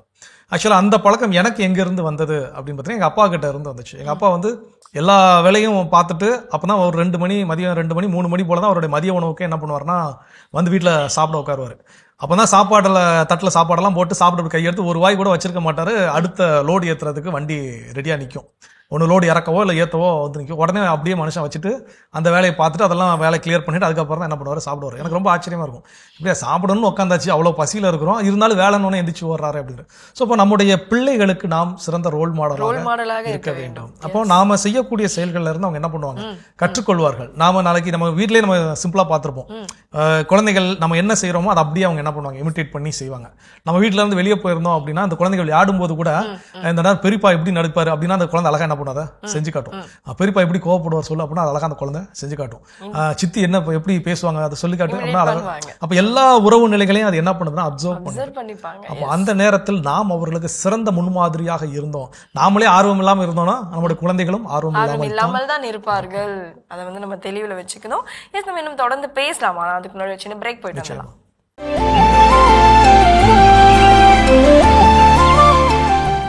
நிகழ்ச்சிக்குள் உங்களை மீண்டும் அன்புடன் வரவேற்கின்றோம். நீங்கள் பார்த்து கொண்டிருப்பது மாதா தொலைக்காட்சியின் கடவுள் வணக்கம். சிறப்பான நாள்ல பேசிட்டு இருக்கிறோம். கல்பனா, குழந்தைகள் ஆர்வம் இல்லாமல் இருக்கிறார்கள் என்றால் அவர்களை ஆர்வமூட்ட செய்ய நாம் செய்ய வேண்டிய செயல்கள் என்னன்னு பேசிட்டு இருக்கோம். அதில் அடுத்ததான் என்ன சொல்றாங்க? இது கண்டிப்பா இது எல்லாருமே நோட் பண்ண வேண்டிய ஒரு விஷயம். ஏன்னா இது எல்லார் வீட்லயுமே நடக்குதா அப்படின்றது ஒரு பெரிய கேள்விக்குறிதான். இது மாறிச்சு இல்ல இதுல இருந்து கொஞ்சம் நம்ம கவனம் அப்படி சிதறி போச்சு அப்படின்னா அந்த குழந்தைகளோட கவனமும் சிதறும், அந்த குழந்தைகளுடைய ஆர்வமும் இல்லாத ஒரு தன்மை ஏற்படும். அப்படி என்ன வீட்டுல நடக்குங்க அப்படின்னா ஒன்றும் இல்லை, நம்மளுடைய அந்த சூழ்நிலை தான். நம்ம வீட்டில் இருக்க அந்த நம்மளை சுற்றி இருக்க அந்த சூழ்நிலை அது எப்பவுமே ஒரு பாசிட்டிவான ஒரு எனர்ஜியோட குழந்தைகளோடவே இருந்துச்சுன்னா அந்த குழந்தைகளும் எப்பவுமே பாசிட்டிவான எனர்ஜியோட இருக்கவங்க, அவங்களுக்குன்னு ஒரு புதிய புதிய வந்து ஐடியாஸ் எல்லாம் கிடைக்கும், அதுக்கேற்ற மாதிரி அவங்க வளருவாங்க. ஆனா அந்த ஒரு சூழலை நம்ம மாத்தி அமைச்சு கொடுத்துட்டோம்னு வச்சுக்கோங்களேன், எப்ப பாரு அப்பா அம்மா சண்டை தான் போடுவாங்க, எப்ப பாரு சுத்தி இருக்கவங்களோட ஃபைட் பண்ணுவாங்க, இல்ல நெகட்டிவான வேர்ட்ஸ் தான் நிறைய பேசுறாங்க அப்படின்றப்போ அந்த குழந்தைங்களுடைய அந்த வளர்ப்பும் அப்படியே மந்தமா தான் இருக்கும். நிச்சயமா இது ஒரு எளிய உதாரணம். எல்லா குடும்பங்களையும் இதுல இருந்து இந்த குடும்பம் விதிவிலக்கு அப்படின்னு எதையுமே நம்ம சொல்ல முடியாது. எல்லாத்துல இருக்கக்கூடிய ஒரு விஷயம் என்ன அப்படின்னா, வீட்டுல இருக்கக்கூடிய குழந்தைகள் அம்மா வீட்டு வழி உறவோட பயங்கர க்ளோஸா இருப்பாங்க. அதே அப்பா வீட்டு வழி உறவுகளோட பயங்கர க்ளோஸ்ல இருப்பாங்கன்னு கேட்டா அது கம்மியா தான் இருக்கும். ஈக்குவலா இருக்காது. ஈக்குவலா இருக்கிறதோட குறைவாகத்தான் இருக்கும். நாம சின்ன பிள்ளையா இருக்கும்போது சரி, நம்முடைய குழந்தைகள் இன்னைக்கு இருக்கும்போதும் சரி. இதற்கு காரணம் இதுல என்ன பெரிய பங்குனா, இதுல அம்மாக்களுக்கு பெரிய பங்கு உண்டு. என்ன அப்படின்னா, அம்மாக்கள் சொல்றப்போ அப்பா எப்பவுமே கோவக்காரர், அப்போ ஒரு நெகட்டிவ் ஷேட் என்ன பண்றோம்னா, அது நடக்குதோ இல்லையோ என்றோ ஒரு நாள் எனக்காவது கோவப்பட்டிருக்கலாம், எனக்காவது ஒரு நாள் அடிச்சு தூக்கி போட்டு மிதிச்சிருக்கலாம், ஏதோ ஒரு சில விஷயங்கள் நடந்திருக்கும். அப்போ அதை உருவகப்படுத்தி அவர் இப்படிதான் அவர்கிட்ட தான் சொல்லக்கூடாது, எதனாலும் நீ ஏன் வழியா என்ன பண்ண சொல்லு. சோ அப்போ இதெல்லாம் வந்து குழந்தைகள் உள்ளத்தில் பதிகின்ற பொழுது அது சின்ன வயசுல இருந்தே பாக்குறப்போ அவங்க நெகட்டிவ் ஷேடா தான் என்ன பண்ணுவாங்க, பார்ப்பாங்க. அவங்க அப்பாவோட அம்மா என்ன என்னெல்லாம் பண்ணாங்க தெரியுமா, அவங்க அப்பாவோட தங்கச்சி அக்கா எல்லாம் என்னெல்லாம் செஞ்சாங்க தெரியுமா, இதெல்லாம் வந்து இந்த கதைகள் குழந்தைகளுக்கு வந்து சொல்லணும் தான். அது வேணான்னு நான் சொல்ல மாட்டேன். அது புரிந்து அதுல இருக்கக்கூடிய விஷயத்தை அது பிரிச்சு பார்க்கணும் தன்மை ஒண்ணு இருக்கு இல்லையா, அது நம்ம என்ன பண்ணுவோம்னா எஸ்டாப்ளிஷ் பண்ணிடுவோம், அந்த மாதிரி சொல்லக்கூடாது. கண்டிப்பா. அப்போ அது எஸ்டாப்ளிஷ் பண்றப்போ அந்த குழந்தை நாளைக்கு அந்த அத்தையை பார்க்கும் போதோ இல்ல அவங்களுடைய ஆயாவை பார்க்கும் போதோ அவங்க எங்க அம்மாவை எல்லாம் என்ன டார்ச்சர் பண்ணாங்க அப்படிதான் என்ன பண்ணுவோம் பார்ப்போம். சோ அப்போ இந்த ஒரு கண்ணோட்டம் இதுவும் அந்த என்வாரன்மெண்ட்ல அடங்கும். அப்ப இந்த சூழலையும் சரிவர குழந்தைகளுக்கு அமைத்து கொடுக்க வேண்டும். அப்பதான் வந்து எல்லாருக்கிட்டே அது சரிசமமா என்ன பண்ணும், பேசும், பழகும். ரெண்டாவது, குடும்பங்களில் நடக்கக்கூடிய சண்டைகள், நிச்சயமா சண்டைகள் வராம இருக்காது. சண்டைகள் வரணும் கணவன் மனைவிக்கு இடையில. அந்த சண்டையை குழந்தைகள் காண்பது போல, அந்த சண்டை போடுறத குழந்தைங்க பாக்குறது போல சமாதானமாவதையும் சாரி கேட்கறதையும் மன்னிப்பு கேட்கறதையும் அந்த குழந்தைகள் என்ன பண்ணணும், பார்க்கணும். அப்பதான் அந்த குழந்தைகளுக்கு ஓகே சண்டை போட்டா அடுத்து நம்ம மன்னிப்பு கேட்கணும், நம்ம சமாதானம் ஆகணும் அப்படிங்கிற விஷயம் என்ன ஆகும், அதுக்கு தெரிஞ்சுக்குவாங்க. சோ இதுதான் அந்த பாசிட்டிவ் என்வைரன்மெண்ட். அதை குழந்தைகளுக்கு நாம் கொடுக்கின்ற பொழுது அத்தகைய சூழலில் வளரக்கூடிய குழந்தை ஆர்வமுள்ள குழந்தையாக இருப்பார்கள் என்பதில் எந்த சந்தேகமும் இல்லை. நம்ம இன்னும் தொடர்ந்து பேசுவோம், விவாத பகுதி பார்க்கலாம்.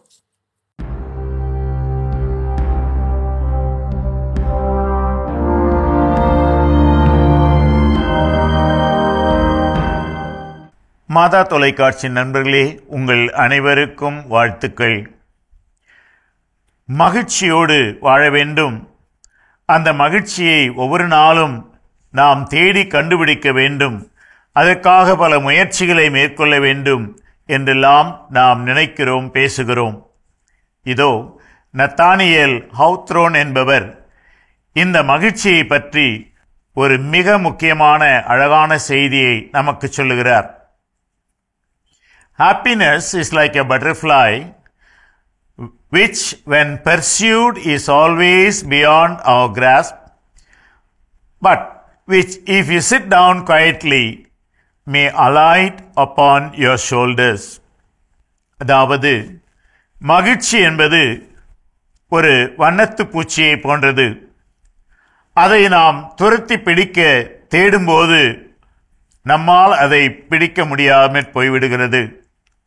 அதே வேளையிலே நாம் அமைதியாக ஒரு இடத்திலே அமர்ந்திருக்கும் போது அந்த வண்ணத்து பூச்சி நம் தோள் மேல் வந்து அமருகிறது. பாருங்கள், அழகான ஒரு கற்பனையோடு இணைந்து ஒரு கருத்தை இந்த அறிஞர் நமக்கு சொல்லி இருக்கின்றார். மகிழ்ச்சியை தேடி ஓட வேண்டாம், மகிழ்ச்சி உன்னை தேடி வரட்டும். ஏனென்றால் மகிழ்ச்சியையும் அமைதியையும் நீ தேடி ஓட ஓட இன்னும் அதிகமாக உன்னுடைய மனதை குழப்பிக் கொள்கிறாய், உன்னுடைய வேதனைகளை அதிகரித்துக் கொள்கிறாய். அங்கு மகிழ்ச்சி என்பதற்கே இடமில்லாமல் போய்விடும். அதற்கு மாறாக அமைதியாக நீ ஒரு இடத்திலே நின்று ஒரு வேலையில் ஈடுபட்டு இருக்கும்போது, ஒரு சிந்தனையில் இருக்கும்போது, ஒரு நற்செயல் செய்வதற்காக நீ பொறுமையோடு அமைதியோடு இருக்கும்போது பார்த்தால் அந்த ஒவ்வொரு மணித்துளியிலும் உள்ளத்திலே மகிழ்ச்சி வந்து அங்கே தங்கும், பெருகும். எனவேதான் இந்த வண்ணத்து பூச்சியை அவ்வப்போது நாம் நினைவில் கொள்ள வேண்டும். அதை துரத்தி பிடித்தால் அது நமக்கு கிடைக்காது. அமைதியாக நாம் இருந்தால் அது நம்மேல் வந்து உட்காரும். அதே போல மகிழ்ச்சியை நாம் துரத்தி கொண்டு போனால் கண்டடைய முடியாது. அமைதியாக நான் இருக்கும்போது மகிழ்ச்சி என் உள்ளத்திற்குள் வரும். முயற்சி செய்து பார்ப்போமா? உங்கள் அனைவருக்கும் வாழ்த்துக்கள். சிறப்பான பகுதி ஆண்டோர் வாக்கு நம்ம பார்த்துட்டோம். எஸ், இன்றைய நாள்ல வந்து ஆர்வமற்ற குழந்தைகளை ஆர்வமுள்ள குழந்தைகளாக மாற்றக்கூடிய வழிகள் நம்ம கிட்ட இருக்கு, நம்ம பேசிட்டு இருக்கோம். அடுத்ததாக ஸோ அடுத்ததா என்ன செய்ய சொல்றாங்க ஆர்வம் ஊட்டுவதற்கு அப்படின்னா, குழந்தைகளுக்கு சாய்ஸஸ் கொடுங்க, வாய்ப்புகள். இது வேணுமா அது வேணுமா அப்படின்னு தேர்ந்தெடுப்பதற்கான விஷயத்தை என்ன பண்ணுங்க, கொடுங்க. அந்த நேரத்தில் இதைத்தான் செய்யன்னு என்ன பண்ணாதீங்க, ஆர்டர் பண்ணாதீங்க, கமெண்ட் பண்ணாதீங்க. இன்னைக்கு குழந்தைகள் அழகா தேர்ந்தெடுக்கக்கூடிய ஒரு நம்ம நிறைய நேரம் குழந்தைகளுக்கு என்ன பண்றோம், இதுதான் என் குழந்தைக்கு பிடிக்கும், இதுதான் அது பிடிச்ச மாதிரியான பொருள், இதுதான் அதுக்கு சரியா இருக்கும். நாமளே என்ன பண்றோம், நிறைய முடிவுகளை என்னை விட யார் அதிகமா புரிஞ்சுப்பாங்க அப்படின்னு நினைச்சிட்டு நமக்கு அவங்களுக்கு பிடிக்குதோ பிடிக்கலையான்னு கூட தெரியாம இதுதான் எனக்கு பிடிக்கும்ன்ற மாதிரி நம்ம அவங்க கிட்ட திணிக்கிறோம், கொடுத்துருதோம். அந்த குழந்தைகளும் நாளடைவில் என்ன ஆயிருதுன்னா, அப்ப இதுதான் நமக்கு நல்லா இருக்கும் போல அது சுயமாக யோசிப்பது என்ன பண்ணிடுறோம்னா விட்டுரும், பண்ணிடுறாங்க. சுயமாக யோசிக்கவே அதுக்கு வராது. நாளைக்கு நாம இல்லாத ஒரு சூழல்ல அந்த குழந்தைகள் ஏதாவது ஒரு முடிவு எடுக்க முடியுமான்னு கேட்டா முடிவெடுக்கவே ஒரு சூழ்நிலை விட்ட மாதிரி ஆயிடும். இப்ப நிறைய பறவைகள்லாம் நீங்க பாத்தீங்கன்னா அது அழகா கூடு கட்டி அது வந்து அதை முட்டை பொறிப்பதற்கு முன்னதாகவே அது என்ன பண்ணும், அதுக்கான செட்டப்ஸ் எல்லாம் அதுல நம்ம ரெடி பண்ணிடும்.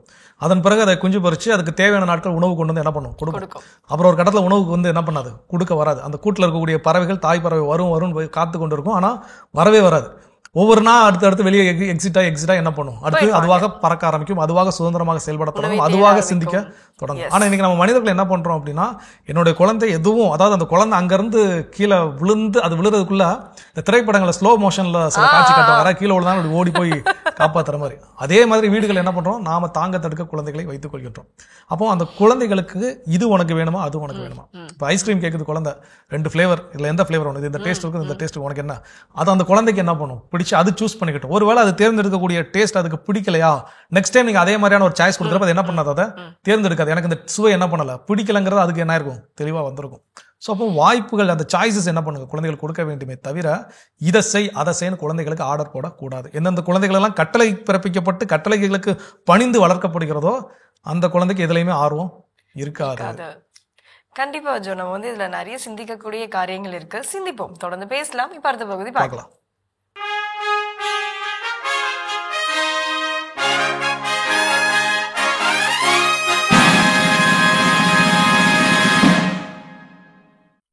இந்தியராகிய நாம் என்கிற இந்த தொடர் வழியாக மீண்டும் மாதா தொலைக்காட்சி நேயர்களை சந்திப்பதில் மகிழ்ச்சி அடைகின்றேன்.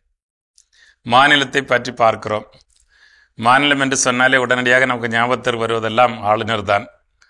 ஏனென்றால் எப்படி நாடு ஒன்றியம் என்று சொன்னால் குடியரசுத் தலைவர் முதன்மை ஆளாக இருக்கிறாரோ, முதல் குடிமகனாக இருக்கிறார், அதை போல மாநிலம் என்று சொல்லுகிற பொழுது பிரிவு 153, 154, 155 எல்லாம் ஆளுநரை பற்றித்தான் விவரிக்கின்றன. எனவே ஒவ்வொரு மாநிலத்திற்கும் ஒரு ஆளுநர் தேவை என்று பிரிவு 153 தெள்ள தெளிவாக விளக்குகிறது. அவர் அரசியலமைப்பு சட்டத்திற்கு உட்பட்டு நடப்பார்.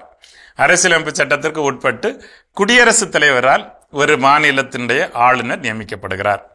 எப்படி குடியரசுத் தலைவர் மத்தியில் அரசியலமைப்பு சட்டத்தை பாதுகாவலராக இருக்கிறாரோ அதே போல மாநிலத்தில் அரசியலமைப்பு சட்டத்தினுடைய பிரிவுகளை பாதுகாக்கிற பொறுப்பு ஆளுநரிடத்திலே ஒப்படைக்கப்பட்டிருக்கிறது. இதையும் அரசியலமைப்பு சட்டத்தினுடைய பிரிவு 154 மிக தெளிவாக சொல்லுகிறது. அவர் அரசியலமைப்பு சட்டத்திற்கு இணங்க தான் செயல்பட முடியும், அவர் தாமாக எதுவும் செயல்பட முடியாது. மாறாக அரசியலமைப்பு சட்டத்திற்கு உட்பட்டு தான் அவர் இயங்க முடியும் என்பதை பிரிவு 154 சொல்லுகிறது. பிரிவு 155 வழியாக குடியரசுத் தலைவர் அவரை நியமிக்கிறார். இது ஏறக்குறைய ஆங்கிலேயர்களுடைய ஆட்சி காலத்தில் இருந்த நடைமுறைதான். ஏனென்றால் டெல்லியிலே இருப்பவர்கள் அவர்கள் இந்த மாகாணங்களுக்கு, பல்வேறு மாகாணங்கள், மத்ராஸ் மாகாணம், சென்ட்ரல் ப்ராவின்ஸ், நார்தன் ப்ராவின்ஸ் என்றெல்லாம் மாகாணங்களாக பிரிக்கப்பட்டிருந்தன. அப்போது மத்தியில் இருப்பவர்களுக்கும் மாகாணங்கள் இருப்பவர்களுக்கும் ஒரு தொடர்பை ஏற்படுத்துவதற்காக மத்தியில் இருக்கின்றவர் மாநிலங்களுக்கு ஒரு ஆளுநரை நியமித்திருப்பார்.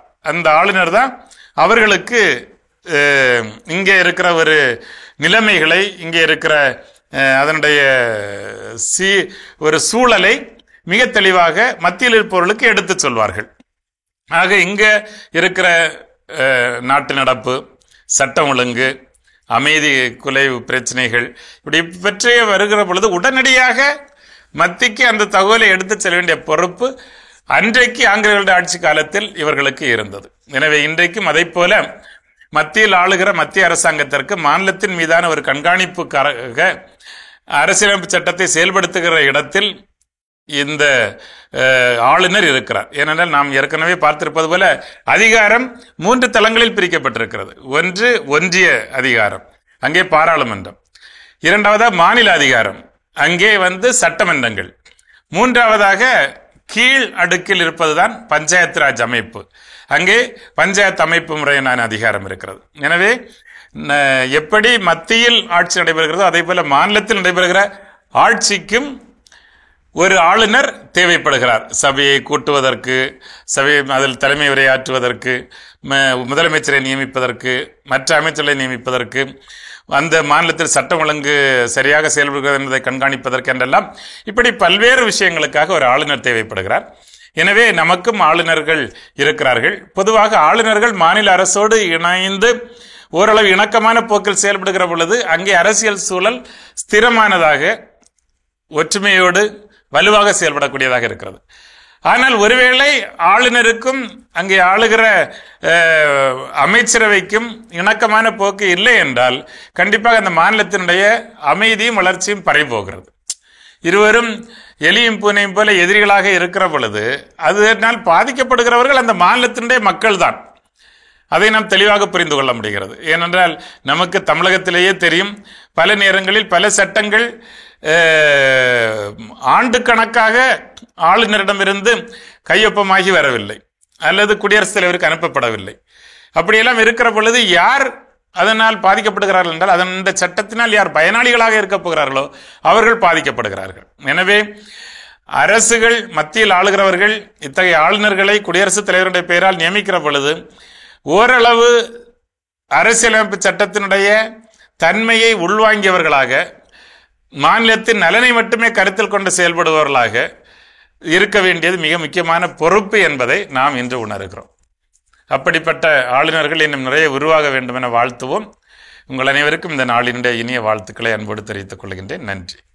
சிறப்பு அருமையான இந்தியராகி நாம் பகுதி பார்த்துட்டோம். அதோட எனக்கு நம்ம பேசிட்டு இருக்கிறோம், ஆர்வம் இல்லாத குழந்தைகளை ஆர்வமூட்ட செய்ய நாம் செய்ய வேண்டிய செயல்கள். அடுத்ததா என்ன? எஸ், கண்டிப்பா இது ரொம்ப உதவியா இருக்கு பெற்றோர்களுக்கு அப்படின்னே சொல்லலாம். இப்படிப்பட்ட டாபிக் எடுத்து பேசுறப்போ குழந்தைகள் செய்யற சின்ன வேலையா இருந்தாலும் அதை நம்ம அங்கீகரித்து அதற்கான ரிவார்ட் கொடுக்கணும் அப்படின்னு சொல்றாங்க. ஒரு சின்ன வேலைனா வீட்லயே நம்ம ஏதோ ஒரு சிறிய வேலை செய்ய சொல்றோம். செய்யணும். இப்போ ஒன்றும் இல்லை, மாதாமாவுடைய ஸ்டாச்சு நான் தொடக்க சொல்றேன் குழந்தை அப்படின்னா, அவ அழகா தொடச்சிருக்கா அப்படின்றத நாங்க அவகிட்ட சொல்லணும். ரொம்ப அழகா தொடச்சிருக்க, கண்டிப்பா இதை வச்சுக்கடா அப்படின்னு சொல்லிட்டு அந்த இடத்துல நம்மளால முடிஞ்ச ரிவார்டு ஏதாவது சின்ன கிஃப்ட் மாதிரி கொடுத்தோம்னா அந்த குழந்தையோடைய அடுத்த வேலையை செய்யறப்போ இதை விட பிரதிபலிப்பு ரொம்ப அழகா செய்வாங்க. கண்டிப்பா. நம்ம நிறைய நேரங்கள் வேலை அப்படிங்கிறது மட்டும் இல்லாம நிறைய நேரங்கள் குழந்தைகளை நம்ம கவனிக்க தவறி விடுகின்றோம். அந்த குழந்தை அழகா சோத்துல ஏதாவது ஒரு டிராயிங் வரைஞ்சிருக்கும், சோத்துல கிறுக்காதான் போம். அது என்ன வரைஞ்சிருக்குன்னு நம்ம என்ன பண்றது? எல்லா வீட்லயும் நடக்கிறது, பாக்குறது கிடையாது. மோஸ்ட்லி இது குழந்தைகளுக்காக நடக்குதோ இல்லையா, ஹவுஸ் ஓனர்களுக்காக பயந்து சொல்றோம். என்னங்க பெயிண்ட் மிஞ்சி மிஞ்சி போனா என்னங்க செலவாயிர போது ஒரு 2000 ரூபாய், அதிகபட்சமான 5000 கரெக்ட் தான். அதுலயும் கண்ணா நமக்கு இருக்கணும் தான். நான் வாடகை வீட்டுல இருக்கிறவங்க தாராளமா கேட்கலாம், எங்க ஹவுஸ் ஓனர் சோத்துல இருக்க கூடாதுன்னு சொல்லி போறப்ப பெயிண்ட் அடிச்சு கொடுத்துட்டு போறோம்னு சொன்னா வேலை முடிஞ்சது. அதை விட இன்னொரு எளிய ஒண்ணும், அதை என்ன வரைஞ்சிருக்காங்கிறத பாருங்க. அதுதான் அங்கீகரித்தல். அதை பார்க்காமலே சோத்துல இருக்காத அப்படின்னா அந்த குழந்தை அப்ப நம்ம வரைஞ்சது அது நினைச்சிருக்கோம் நான் வரைகிறேன்னு. நம்ம அதை எப்படி மாத்தி விட்டோம் அப்படின்னா நீ வரைகிற கிறுக்கி வைக்கிறேன்னு வரைஞ்சிடும். அப்ப அதை வரைகிறத என்ன பண்ணிடும், விட்டுவிடும். அதற்கு பதிலாக ஒரு பிளாக் போர்டு என்ன பண்ணுங்க வாங்கி கொடுங்க. நீ என்னெல்லாம் வரையணும்னு நினைக்க இதுல வரைஞ்சிக்கோ, இதுல அழிச்சுக்கோ, எழுதிக்கோ. இல்ல ஒரு டிராயிங் நோட் என்ன பண்ணுங்க வாங்கி கொடுங்க. இதையெல்லாம் மீறி அந்த குழந்தை மீண்டும் மீண்டும் என்ன பண்ண போகும், சோத்துல தான் எழுத போகும்.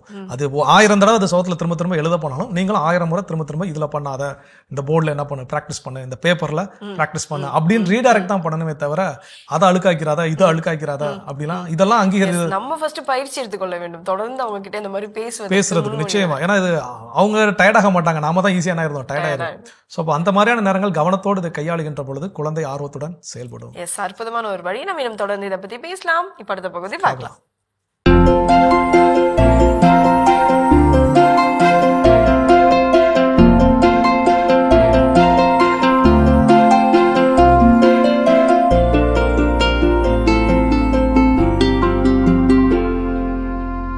அனைவருக்கும் வணக்கம். இன்றைய பதிவில் மாமரங்களுக்கான பராமரிப்பு முறை சொல்கிறேங்க.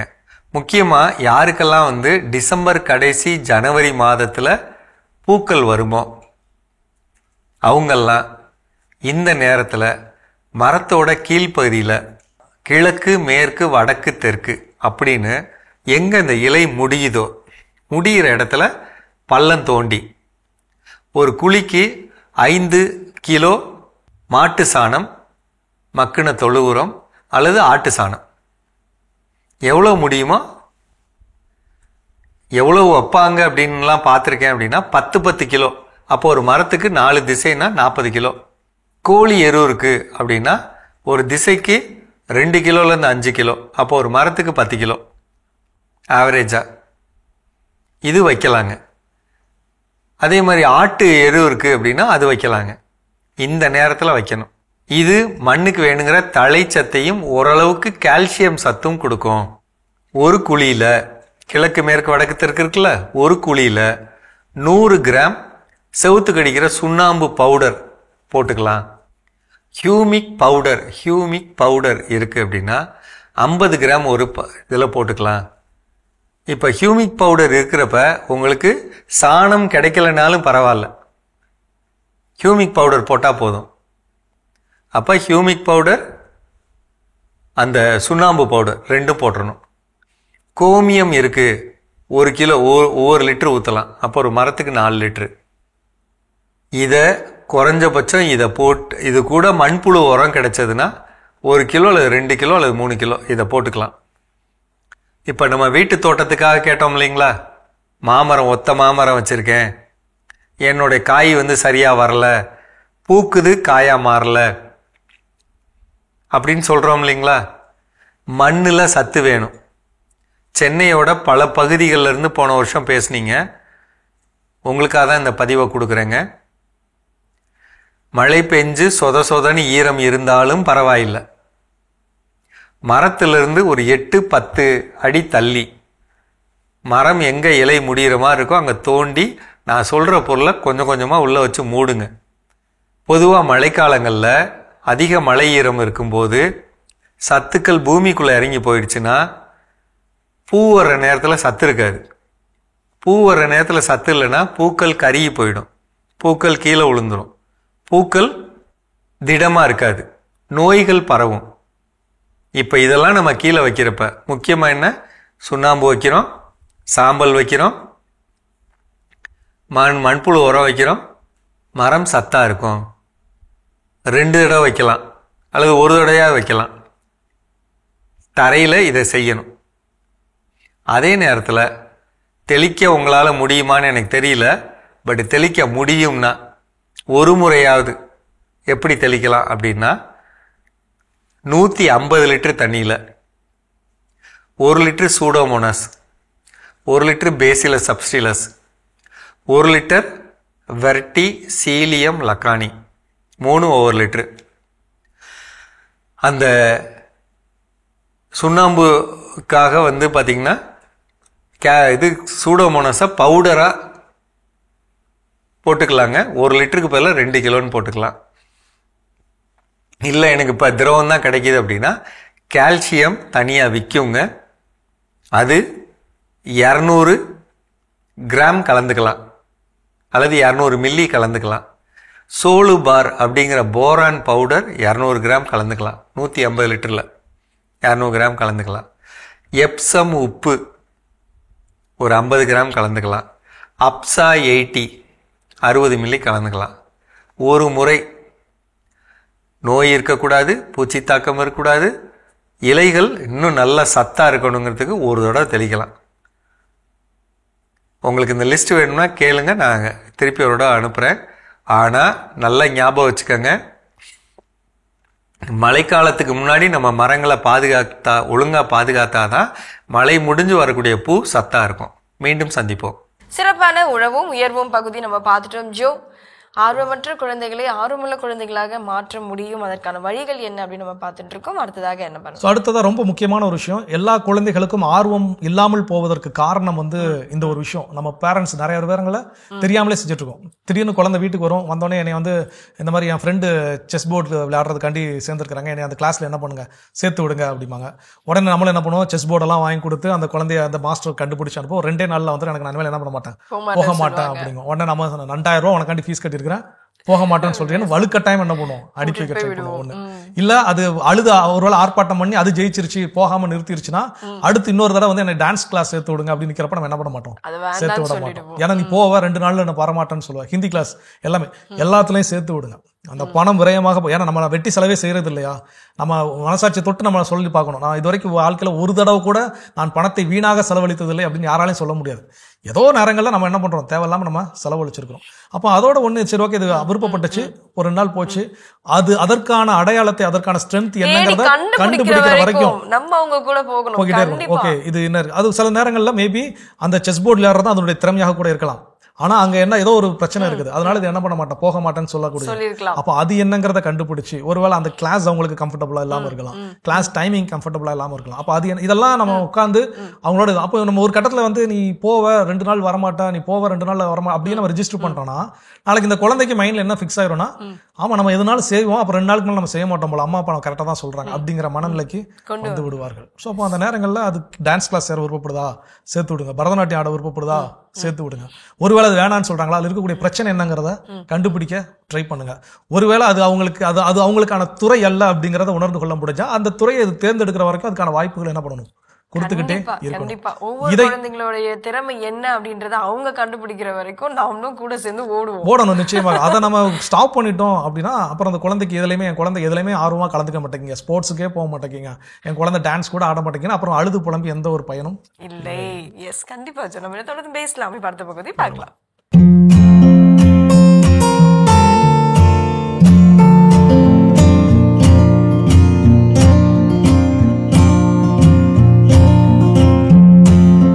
அன்பான மாதா தொலைக்காட்சி நேயர்களுக்கு வணக்கம். இன்றைய நிகழ்ச்சியில நம்ம பித்தப்பையில் கற்கள் கால் பிளாடர் ஸ்டோன் எதனால வருது, இதோட அறிகுறிகள் சிம்டம்ஸ் என்ன மாதிரி இருக்கும், எந்த தருணத்துல என்ன மாதிரி பாதிப்புகள் ஏற்படும், இத கவனமா பார்த்துக்கிட்டா பாதிப்பே இல்லாமையும் பாதுகாக்க முடியும். எல்லாருக்கும் ஆபரேஷன் தான் அப்படிங்கிற அவசியம் இல்லாமலும் இருக்காங்க. இதே யாருக்கெல்லாம் கண்டிப்பாக அறுவை சிகிச்சை செய்ய வேண்டும் அப்படிங்கறதான் நம்ம இன்னைக்கு பார்க்க போறோம். இப்போ பித்தப்பையில கல் உருவாகிறதுக்கு என்ன காரணம், அது எதுவாக இருந்து கல்லாக மாறுகிறது? அதாவது இந்த பைல் அப்படின்னு சொல்லுவாங்க. இப்போ லிவர்ல இருந்து பைல் அப்படின்ற ஒரு என்சைம் செக்ரீட் ஆகுது. இந்த பைலோட வேலை அப்படி என்னன்னு பார்த்தீங்கன்னா, நம்ம சாப்பிடக்கூடிய உணவுல இருக்கக்கூடிய கொழுப்பு சத்தை ஜீரணம் பண்றதுக்கு அது பயன்படுத்துது. ஸோ லிவர் அப்பப்போ கொஞ்சம் கொஞ்சமாக தான் உற்பத்தி செய்யும் அந்த பைல, பித்தம் அப்படின்னு நம்ம சொல்றது. அதை என்ன பண்ணுன்னா, இப்போ லிவர்ல இருந்து வரும்போது சைடில் ஒரு பித்த பையின்னு இருக்கு. இந்த அதிகமாக உற்பத்தி ஆகிறது அந்த பித்த பையில போய் அது சேர்த்து வச்சுப்போம். நம்ம திடீர்னு ரொம்ப அதிகமாக எண்ணெய் பொருட்கள் இந்த கொழுப்பு சத்தை சாப்பிடும் போது அந்த அதிகமான தேவையை இந்த பித்த பையில சேர்த்து வச்சிருக்கிறது அது வெளியே நம்ம இந்த கொழுப்பு சத்தை ஜீரணம் பண்றதுக்கு அது உதவியாக இருக்கும். இது நார்மல் ப்ராசஸ், ரெகுலரா நடக்கக்கூடிய விஷயம். எப்போ இது கல்லா மாறுது அப்படின்னு சொன்னோம்னா, நம்ம எப்பவுமே ஒரே மாதிரி உணவு ஒரே மாதிரி டைம்ல கரெக்டா சாப்பிட்டு இருந்தோம்னா எந்த பிரச்சனையுமே இல்லை. பட் இப்ப இருக்கக்கூடிய கால சூழ்நிலை எப்படி இருக்குன்னு பாத்தீங்கன்னா, அன்டைம் ஃபுட், டைம் திடீர்னு ரொம்ப மாறும். அதே போல அப்பப்போ அந்த வெரைட்டி மாறிட்டே இருக்கும். புதுசு புதுசா சாப்பிடக்கூடாதுன்னு இல்லை, ரொம்ப சேஞ்சஸ் டிராஸ்டிக்கா. இப்போ திடீர்னு காலையில பாத்தீங்கன்னா ஒரு சைனீஸ் ஃபுட்டு சாப்பிடுவாங்க, மதியானம் பார்த்தா அமெரிக்கன் ஃபுட்டு சாப்பிடுவாங்க, நைட்டு பார்த்தா இட்டாலியன் ரெஸ்டாரண்ட்ல போய் இட்டாலியன் ஃபுட்டு சாப்பிடுவாங்க. அப்பப்போ ஏதோ மாசத்துக்கு ஒரு டைம் ஒரு நாள் 2 நாள் நீங்க வேற வேற ஃபுட்டு வெரைட்டி ட்ரை பண்ணி பாக்குறது தப்பு கிடையாது. பட் ஒரே நாள்லயே பல வகையான வெவ்வேறு வகையான ஃபுட்ஸ் நம்ம திடீர்னு அடிக்கடி மாத்திட்டே இருப்போம். ஏன்னு பாத்தீங்கன்னா, இப்போ சில நாட்டு வகை ஃபுட்டுல பாத்தீங்கன்னா ஃபைபர் நிறைய இருக்கும். சில நாட்டு ஃபுட்ல பாத்தீங்கன்னா இந்த சீஸு, இந்த அது மாதிரி பன்னீர், அது மாதிரி ரொம்ப அதிகமா இருக்கும். சில நாட்டு ஃபுட்ல பாத்தீங்கன்னா புரோட்டீன் நிறைய இருக்கும். ஸோ நம்ம உடம்புக்கு நம்ம சின்ன வயசுல இருந்து நம்ம ஊர் வழக்கத்துல இருந்து ஒரு பர்டிகுலர் இதுல இருக்கும், ஒரு ஃபார்முலால. ஆமா, திடீர்னு வேற வேற மாதிரி மாத்தி மாத்தி சாப்பிடும் போது அந்த உடம்புல அந்த எவ்வளவு பித்தம் செக்ரேட் ஆகணும், அந்த பித்தப்பையில எவ்வளவு தேங்கி நிக்கணும்ன்றது அதுல பெரிய அளவுல வேறுபாடுகள் உண்டாயிட்டே இருக்கும். ஒன்றும் இல்லை, வீட்லயே இருக்கு, நம்ம ஒரு இப்போ ஆர்வம் இருக்குன்னு வச்சுக்கோங்க, வீட்லயே தண்ணி வந்துட்டே இருக்கு, ஆர்வம் நம்ம ரெகுலராக யூஸ் பண்ணிட்டே இருக்கிறோம்னா ஒன்றும் பிரச்சனை இல்லை. திடீர்னு ஒரு 10 நாள் 20 நாள் நம்ம யூஸ் பண்ணவே இல்லை, அப்புறமா திடீர்னு யூஸ் பண்றோம்னா என்ன ஆகுது, அந்த தண்ணியில சில அழுக்குகள் சில கிருமிகள் சேரத்துக்கான வாய்ப்புகள் இருக்கு, அந்த நீர் நின்று வரும்போது. அதே மாதிரிதான் எங்கேயும் ரெகுலரா செக்ரேட் ஆகிட்டே இருந்ததுன்னா எந்த பிரச்சனையுமே இல்லை.